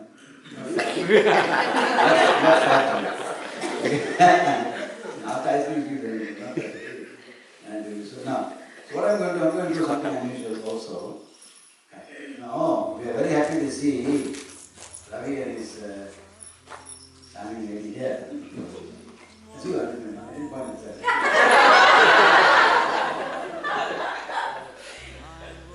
I was hoping that Selvam, who is our host for so many days, you know, we're going everywhere and come back to him at the base camp. You know. We are very sad that he didn't bring his wife. He wants to lock the wife and keep her in the house. So we had planned something for both the family, but then I realized now that I want another forum like this. So I'm afraid that the wife is going to scold him for not bringing her here. As he got scolded, we went to visit the Buddhist temple. And we were supposed to just, and then we agreed to meet with abbess, you know. You know the female for abbot is abbess. Abbess, they call her abbess.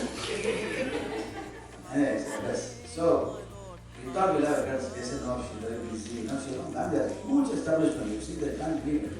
Huge. You can meet. And then they said, okay, she'll see her for an hour. So we went to see her. Nice. She came in. At first she was a bit offish. But after that, we got involved with her so much that she stayed with us until evening, until about 3 hours when she was with us. And she took us around personally and showed all the things we did. And finally, it became so funny. I said, ma'am, listen, I tell you, I don't know whether people are allowed to hug and embrace. I don't have anyhow.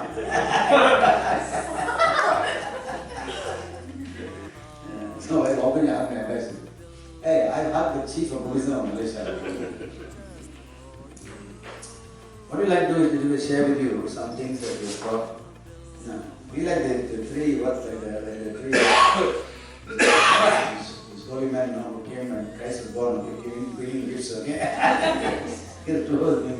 Now, what we like to do is this, okay? This is a copy of this is the original copy of the Public Outreach Committee Subcommittee. This is the action agenda for the Subcommittee on Interfaith. It contains every possible action that we can do for under the interfaith agenda. So this looks thicker here, but because we ran out of this colorful one, and we just photocopy this, okay, but the content is the same. Okay? So we've got 1, 2, 3, 6. Six copies of this, and I'll hand it over to this. This is the detailed action agenda for interfaith, whichever country you are, whichever state. And you may have one area, the Auckland area, maybe, I'm not being very dynamic interfaith, somewhere in some other place, they will not be so dynamic. So then it's sure, okay, in the dynamic you can do this. You can start from the beginning. So you can actually design it to give you ideas what can be done. From our personal experience, Brother, that's for you, okay? Please, we'll give you the chair to the motor. Don't put on your chair, you can't sit down. Everything I was telling you. Then we had, if I told you now, we launched this Hope Agenda on our parents every day. And we had this Hope Agenda, which we went to Ministry of Education. They took us, they allowed us to go into all schools in Malaysia. But they didn't tell the schools to join, they gave permission to approach schools. So we had this souvenir program we had on our parents every day for the schools to find. You see now, what kind of, and Ministry of Education is supporting this event. They gave the permission. You see now what we did for in kindergartens, in primary schools, secondary schools, all were involved in the whole agenda. Okay? This is for 2012. In 2013, we extended the program into ASEAN, neighboring countries, ASEAN 4. I mean, we had Malaysia, Singapore, I think it was Indonesia and Thailand. 4 nations came to Malaysia to part of the whole agenda. Okay, then we had, in terms of, that's the human value part of it, okay, then this is the photocopy we ran out of the original. This is the interfaith, 4th interreligious committees of this project, interfaith medical camp we had, healthcare camp we had, and then we had another healthcare camp we had. So this is 2 examples of healthcare events we've done, health camp, interfaith. This is about a booklet that we some time ago we did now. These are recent. It's actually not an interfaith thing, it's a SAI thing we did. Where we can imagine the message from the Prime Minister of Malaysia, Mahathir Mohamad. He gave it. By the time we are born, everybody's confident. They are not quite possible. And relationship messages here. So what we can see now, all the we had medical care with our contribution. You can see this. It was for Baba's birthday. And we did over a 6 month, in a 1 year period. And here we have now we did operation for free. Flat rate, we can see the original list and what our work we did. We did eyes, heart surgeries, all kinds of stuff we did. We built the homes of the poor.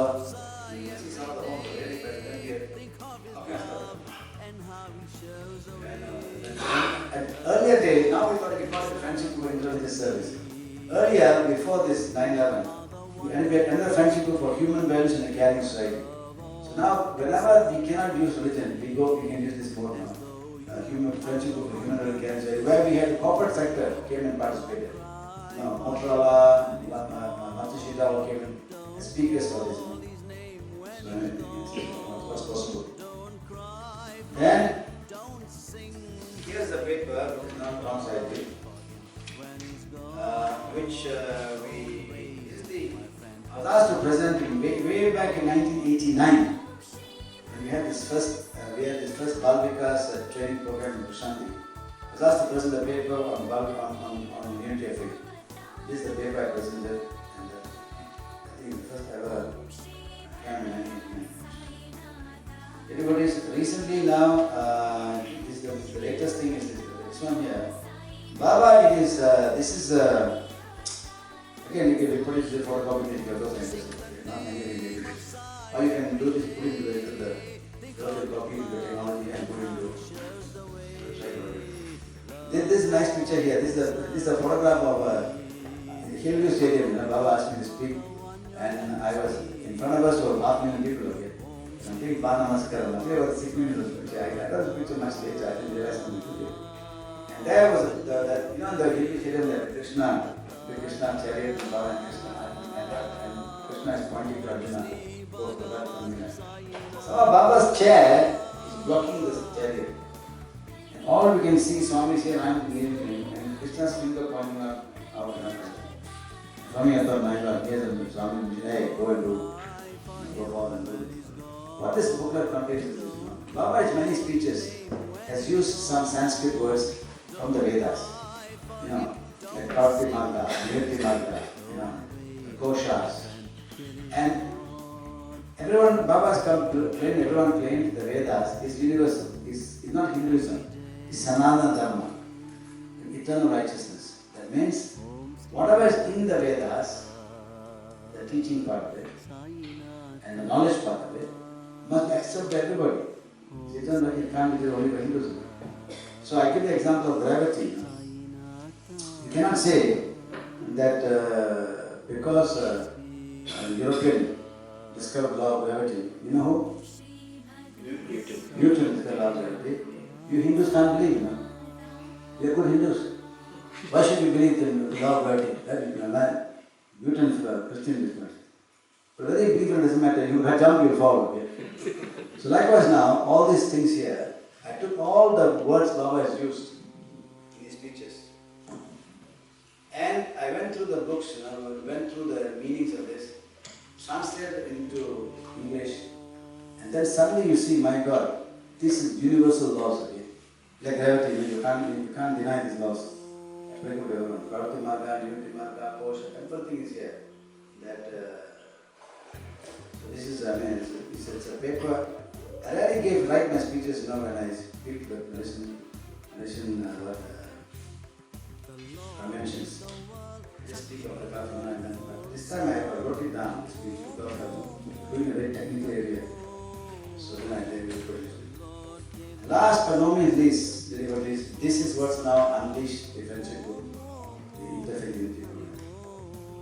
And on 22nd September 2010, and Baba was very fragile, don't forget, April 2011, Swami was passed money, which was 6 months before. But 3 years before the day, I mean, one thing is bothering me, Swami, what is your world legacy? What is your world legacy, Swami? Your world legacy? So I wrote this document and Swami came to me in the veranda. Luckily not a crowded day, the regular was that time what was there, Chakravarti is there, and we were all watching the drama. I put the document on his lap and Swami, this exact document, but it's a copy of it. Swami, I said, what is your world legacy, Swami? Swami, what have you come for? I said. Swami, surely it cannot be for the two supposed to be husbands in India. Swami, the world legacy cannot be the water project in India. The world legacy cannot be the 2 universities in India. Not something. Like Arjuna, when Arjuna, Krishna came, he changed consciousness. When Rama came, consciousness. Christ came, consciousness. Swami, surely your legacy. And this, and then, of course, I think it was a very long one. A lot of pictures of me. So I wrote it down in handwriting. What I'm going to summarize and tell him. What, Swami, what should we do? Make mother and father, center of life for all. Create hope on our parents every day. And dharmic sons and daughters, your blessing, Swami, to launch this world initiative. Your son like this.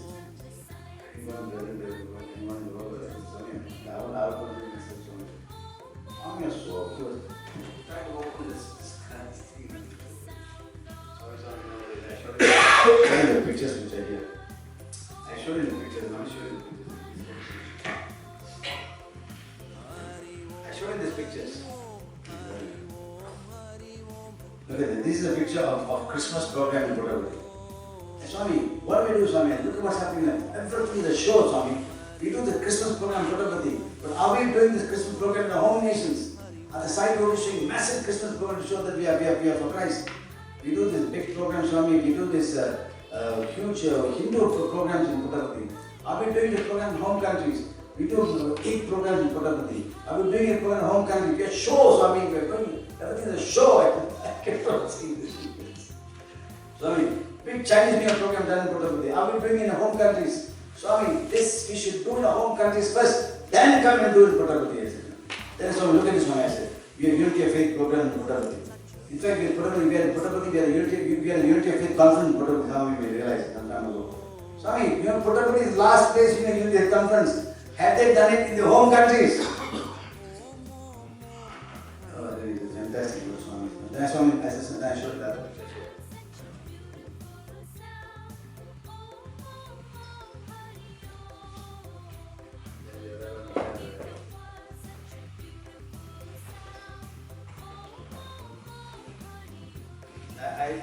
Here you'll see the what we did in Fiji also. We did the big Fiji program we did, where the president of Fiji mentioned Baba's name in Parliament, and the man who was driving forth behind this is here. Vishnu, please stand, sir. Only person in the world program in Fiji, and the president of Fiji mentioned this in Parliament. Devotees. Such a person is now with you. Don't let him sit down, do nothing. I'm giving this copy of your. So thank you very much. Now,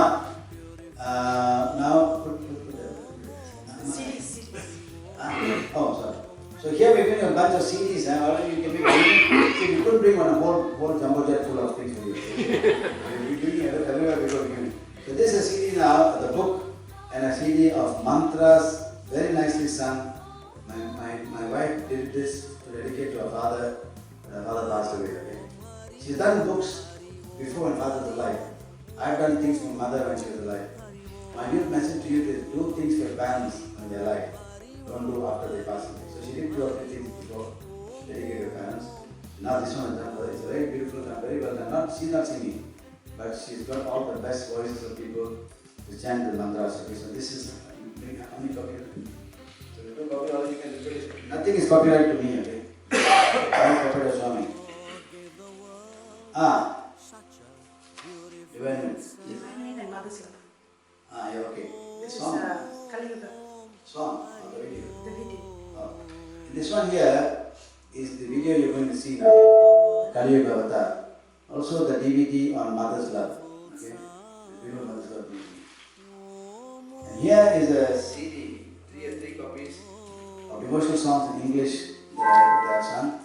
I went to India and got the music directors, but actually it's very well done. The music is well done. Very fantastic music done by Bandhu Astami. This is 3 in English.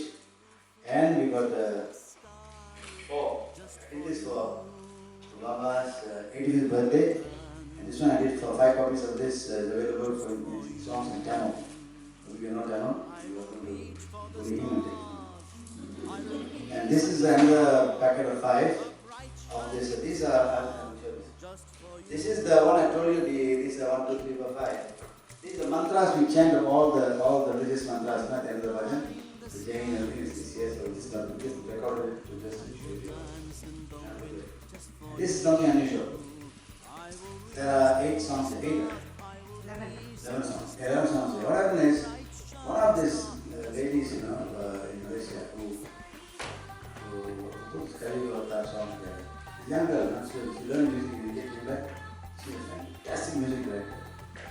She asked me for 4 songs that I had, and then she took 4 songs from Indian famous music directors and composers. 8 songs. She put the music together and unleashed this to the public. For the first time in the history of Malaysia, Indian musical devotional CD received a platinum award. Even the head of the recording association did no time in Malaysian history has an Indian CD ever got any award, platinum award. Even film. First time. This became a game went on TV and all that. So what then they did a second one, because I did that. So 8 songs, not 4 songs that I did for me. What I have done is she has taken the 4 songs where The copyright is mine. I can't think the others on the copyright. So put it together here again. 8 Tamil songs now. That are done by incredible, talented young lady who wrote it together. That's it. Okay, brother. Nothing else to give you. I got something else to give you. Devotees, I'd like to present to, come, Amma, you also come. This lady, this is something, it's called the tree of life, okay? And those of you who know the, Freemasons, you see this, the symbol they use, Freemason symbol. It's actually their divinity, they call it. And this is the tree of life and it's eye watching eye, okay? And we brought it from, and I really, you can't imagine what Ravi has done. He's come with me everywhere, except Fiji. Why do you come with me? Except Fiji, every food, this and the other, with the tickets, And really he dedicated a lot of his love to all of us. And his wife allowed him to do that. And she's been very gracious, very gracious. And I'd like to come close. I'm not going to do a remarriage ceremony to you. I'd like to present this. Ma, come, just come. Come. Quick, don't miss now.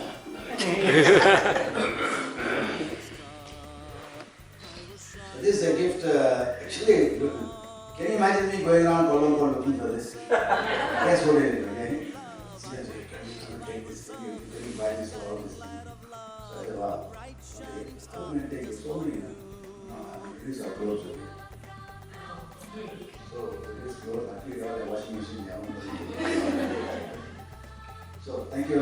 Om Sai Vimahe Satyadevaya Dhimahi Tanna Sarva Prachodayat. Everybody's Danda show, brother, God is watching you, okay? All the cosmos are watching you, so make sure you know how the program.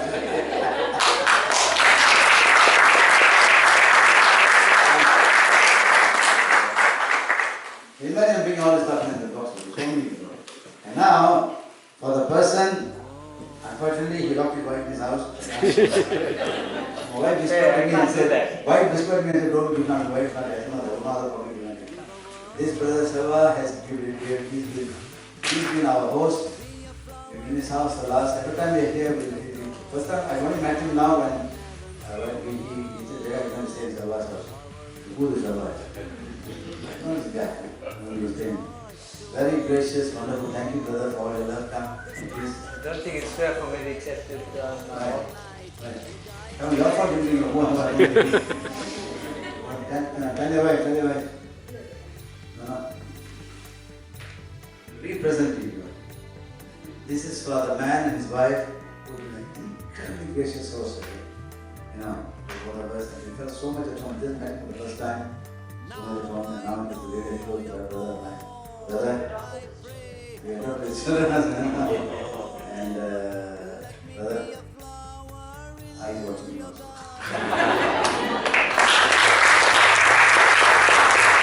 Om Vimahe Satyadevaya Dhimahi Tanna Sarva Prachodayat. Om Shanti.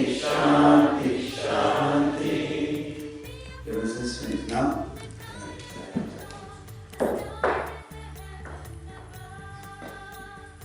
Everybody, now I will ask brother to conclude things, then I'll show this video.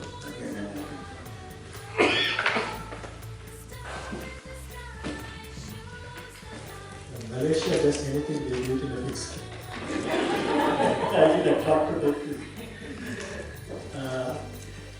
We do have something small to give you.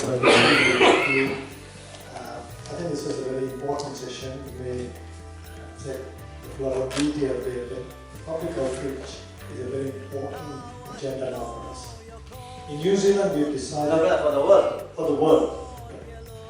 Talking of our world here, we've decided let's focus on 2 of these 4 of the 4 subcommittees, which is interfaith and community engagement. Because interestingly enough, as we started working with interfaith, we realized part of it is community engagement, part of it is taking the human values and there will be some sort of public engagement as well. So we want to do it very well, and we want to pilot it too. It's a question of how do you make the best use of the resources. But if all of you are convinced after listening to Brother Jaga's presentation that this is something we must do, then we can do it. So I'm hoping with Brother Murali to get the follow-up meeting to start setting themes and looking at programs, what we can do. We were in Wellington yesterday, and they agreed to do a couple of things which I will share with you, so you may want to do something similar. There, both the centers there said that they will take a personal responsibility to reach out to the Maori community and the Christian community. Because that will cover what? 75% or 80% of this country's benefit. And as part of it, they're going to go with the Maori community. For example, they want to go and reach out, learn about their culture, learn about their language, learn about their prayers, their spirituality, go out to them, ask them to teach them to sing songs, from their teachings, the scriptures. The brother started his the National Spiritual Retreat on the first day. He talked about the 5 drops. Okay? Do you remember that? Anybody remember the first drop?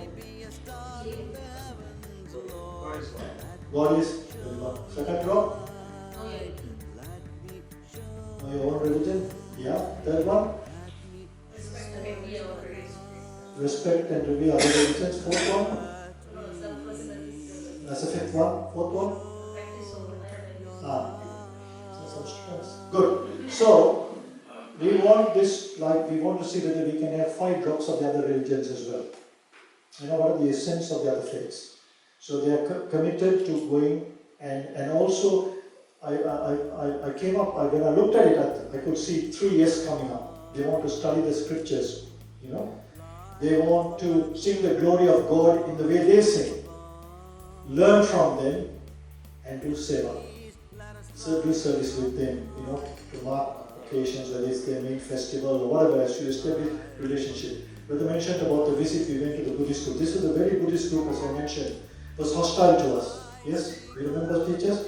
They're very, not avatars, right? What do you call it? You call it avatars and I was calling avatars. Bloody leaving the blood. Abbas. She was so touched. And later, but thanks to your sister-in-law who opened the door for us, she asked us, on the 8th of May, they're celebrating their Lord Buddha Day. I'm not sure whether it's actually Buddha. It's falling on Mother's Day, I think. 8th of May, Buddha Day, right? Yeah, they opened, they sent me an invitation and they've asked to share the invitation. But she's also asked whether, I think it's 23rd of April, whether we'll come and help them to tidy up the place. I thought, my God, that's when 78 of our people are going to Fiji for the medical. But then we have another 200, 300 people here. Can we dedicate and go out and do? How many of you are not going for the medical camp? Can you put up your hands? Okay, good. I can sign all of you for the 23rd. But Ms. Shalin, you said you will organize, right? So, see, this is the way. We must go out and reach out to them. They are in May having 1,500 children coming from primary schools to do human value programs. And they are keen to work with us now, because they've seen the credential of what Brother has done. And there's another group coming called Suchi Group, who do tremendous service programs in the community. So there's an opportunity for us to learn from each other and, and grow. So that's some of the immediate action plans. So the question is, can you, each center, we talked about it at the spiritual retreat, it will be a waste of Brother Jaga's time.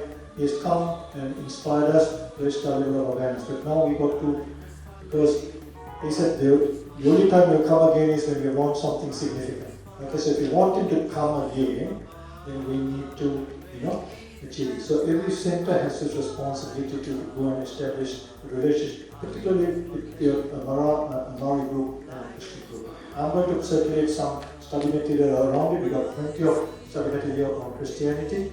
Others put some fantastic material. We got Peter Fitz's material. We got the Sermon on the Mount. The recent newsletter that Madeline's put out. So there's no excuse Dr. Kenny. Brother Murali, you got a token of gift as well that you would like to present to Brother Jega as our regional president. And Brother Murali is doing some good work with the council here for planning to help us. So we would like Brother Jega to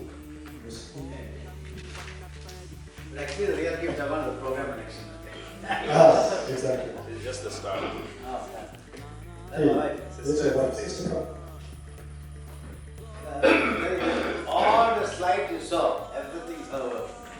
I'm only to Give her a big hand. That's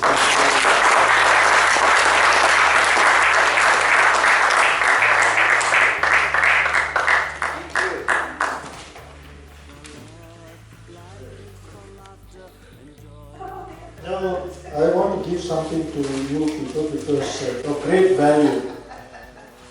Everywhere you go.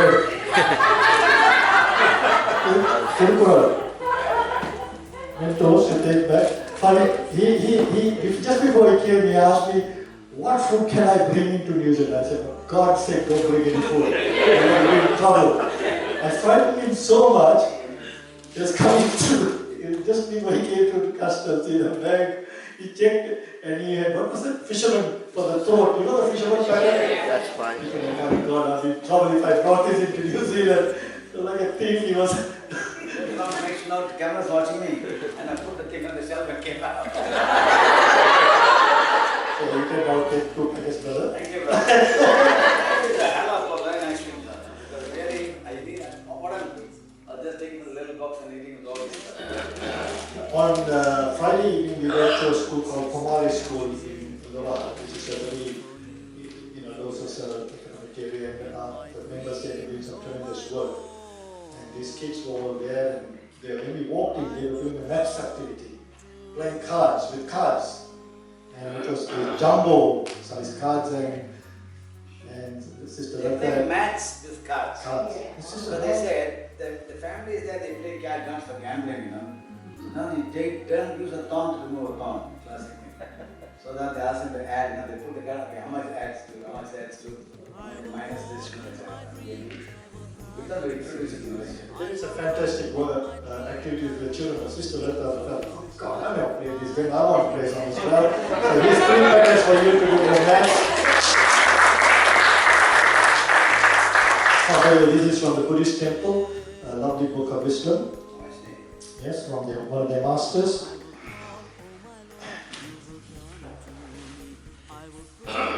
This is in honor of what you've been doing in Malaysia. You said you opened it up.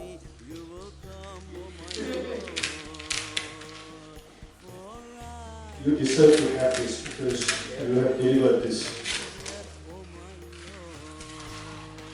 Wow, That's wow, that's for me. Yes. Purity is always in white. Oh, thank you.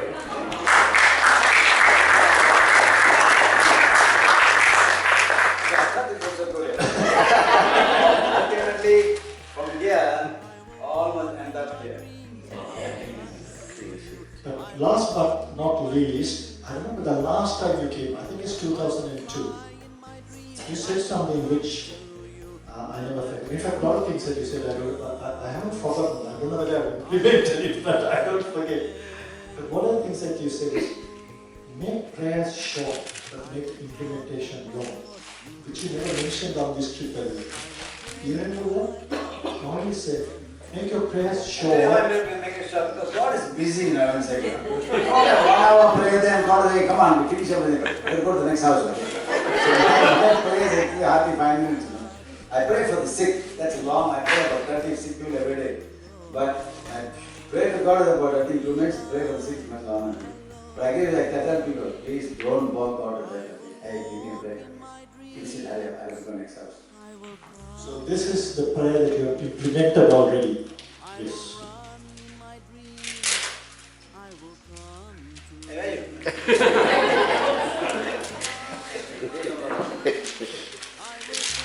Sorry. Anything else?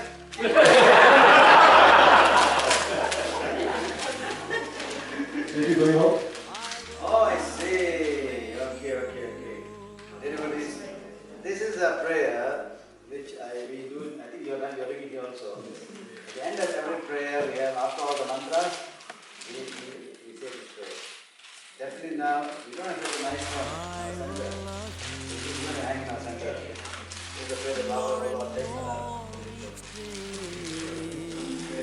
every comment is hanging out there. Good to be big on. Next time. See, this prayer, this one is, you know, when you actually look at this prayer, you know, the 5 values are already there. O Lord, take my love and let it flow in fullness of devotion to thee. Which value? O Lord, take my hands and let them work incessantly for thee. Which value? Remember? Huh? You have to do double action. O Lord, take my mind and thoughts and let them be in tune with thee. Which value would that be? Good peace. O Lord, take my soul and let it be merged in one with thee. The oneness principle. Sure. O Lord, take my everything and let me be a mission to all 5 values. Whether you legend 5 values. And I now told that the youth have got something to give you as well. She's packing her bag on. Just luggage. Oh, Arrange with. I know you were telling something really funny. I took them to Queenstown, right?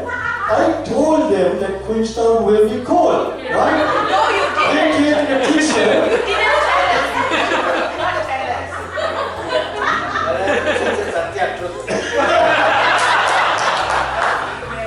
I emailed him and asked him, brother, is it cold or hot? No, it's hot season now. When I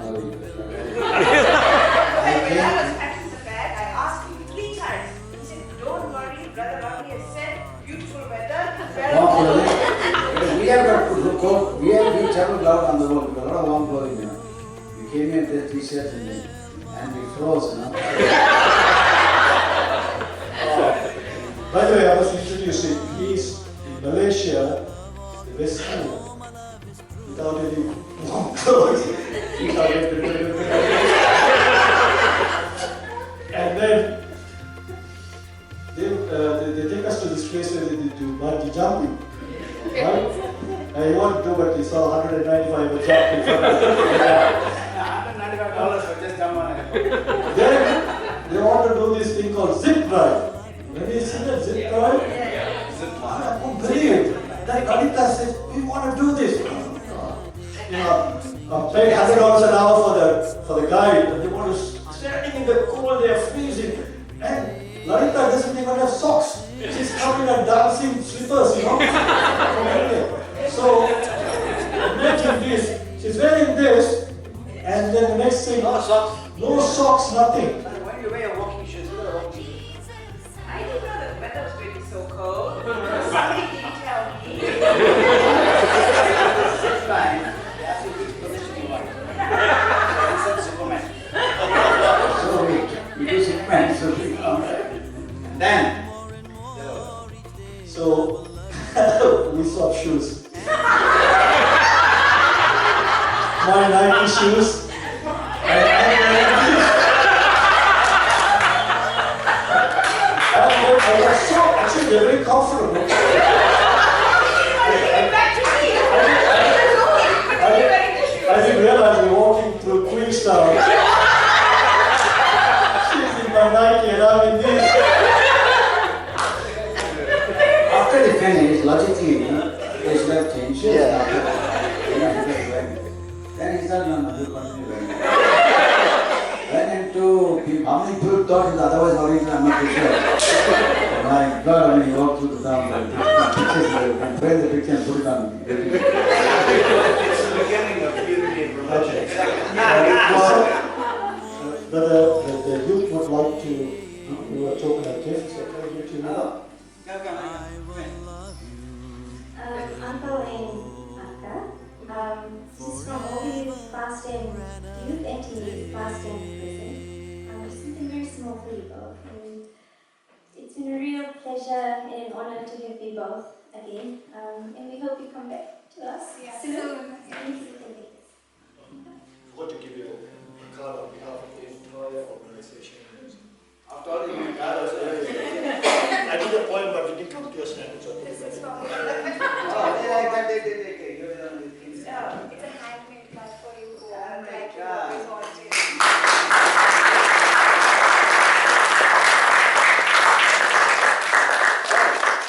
They got each circles here with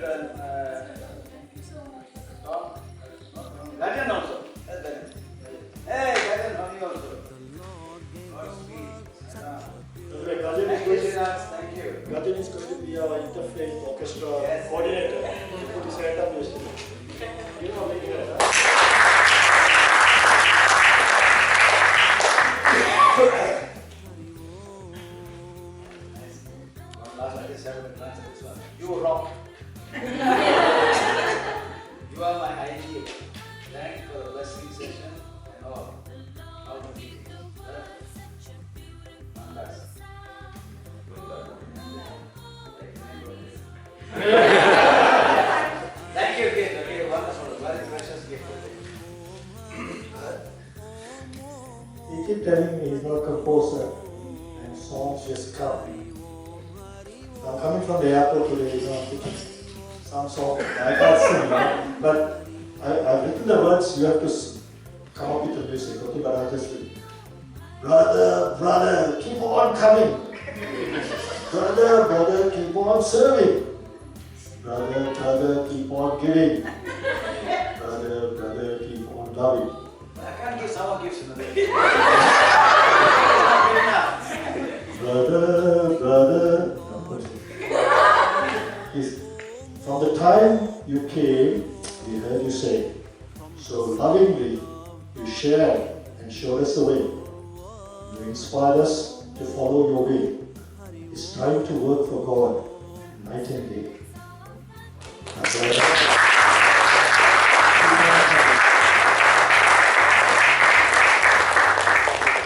Thank you.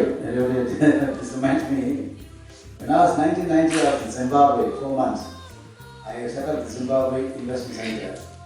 And when I went there was just one garage, with a floor and everything at the SAI Center in Harare. The most boring part in the world,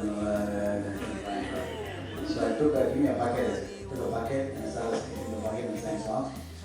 4 months later when I left, I was overflowing, 100% African center was set up, all of them were really disruptors, ex-disruptors. So finally the day came for me to leave.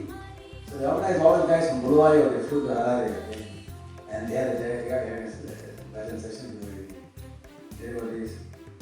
This is the word, the song they sang.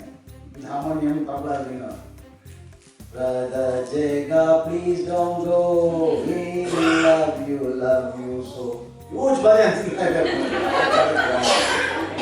The second song I love. Thank you, dear and sisters. Sai.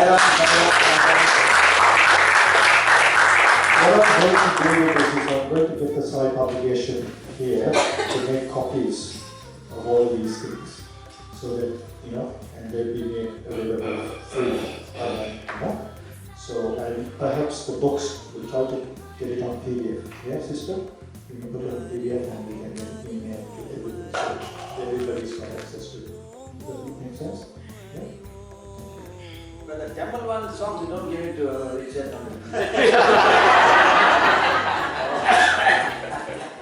Okay, there it is. Sai. The Lord gave the world such a beautiful sound. Om, Om, Om, Hari Om. The Lord gave the world such a beautiful sound. Om, Om, Om, Hari Om. The Lord gave the world such a beautiful sound. Om, Om, Om, Hari Om. The Lord gave the world such a beautiful sound. Om, Om, Om, Hari Om. Hari Om, Hari Om, Hari Om, Hari Om. Om, Om, Om, Hari Om. Hari Om, Hari Om, Hari Om, Hari Om. Om, Om, Om, Hari Om. Hari Om, Hari Om, Hari Om, Hari Om. Om, Om, Om, Hari Om. Hari Om, Hari Om, Hari Om, Hari Om. Om, Om, Om, Hari Om. From the silence of nothing, the Lord gave a word. Om, Om, Om, Hari Om. From the sound of God came this beautiful world. Om, Om, Om, Hari Om. From the silence of nothing, the Lord gave a word. Om, Om, Om, Hari Om. From the sound of God came the beautiful word. Om, Om, Om, Hari Om.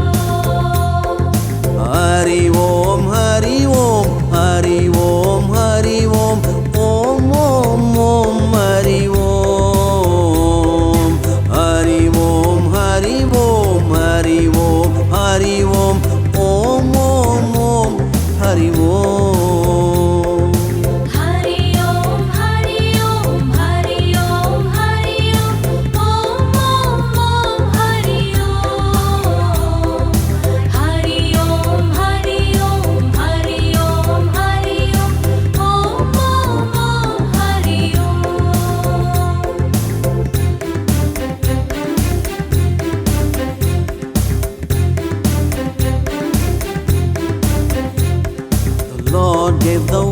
such a beautiful sound. Om Om Om Hari Om. The Lord gave the world such a beautiful sound. Om Om Om Hari Om. The Lord gave the world such a beautiful sound. Om Om Om Hari Om. The Lord gave the world such a beautiful sound. Om Om Om Hari Om. Hari Om, Hari Om, Hari Om, Hari Om. Om Om Om Hari Om. Hari Om, Hari Om, Hari Om, Hari Om. Om Om Om Hari Om. Hari Om, Hari Om, Hari Om, Hari Om. Om Om Om Hari Om. Hari Om, Hari Om, Hari Om, Hari Om. Om Om Om Hari Om. From the silence of nothing, the Lord gave a word. Om Om Om Hari Om. From the sound of God came this beautiful world. Om Om Om Hari Om. From the silence of nothing, the Lord gave a word. Om Om Om Hari Om. From the sound of God came the beautiful word. Om Om Om Hari Om. Hari Om, Hari Om, Hari Om, Hari Om. Om Om Om Hari Om. Hari Om, Hari Om, Hari Om, Hari Om. Om Om Om Hari Om.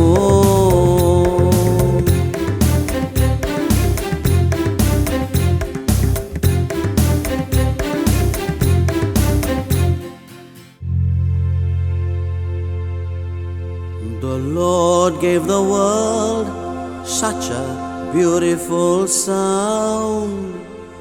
Om Om Om Hari Om.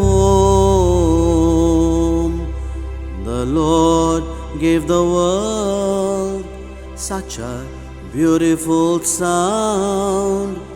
Om Om Om Hari Om.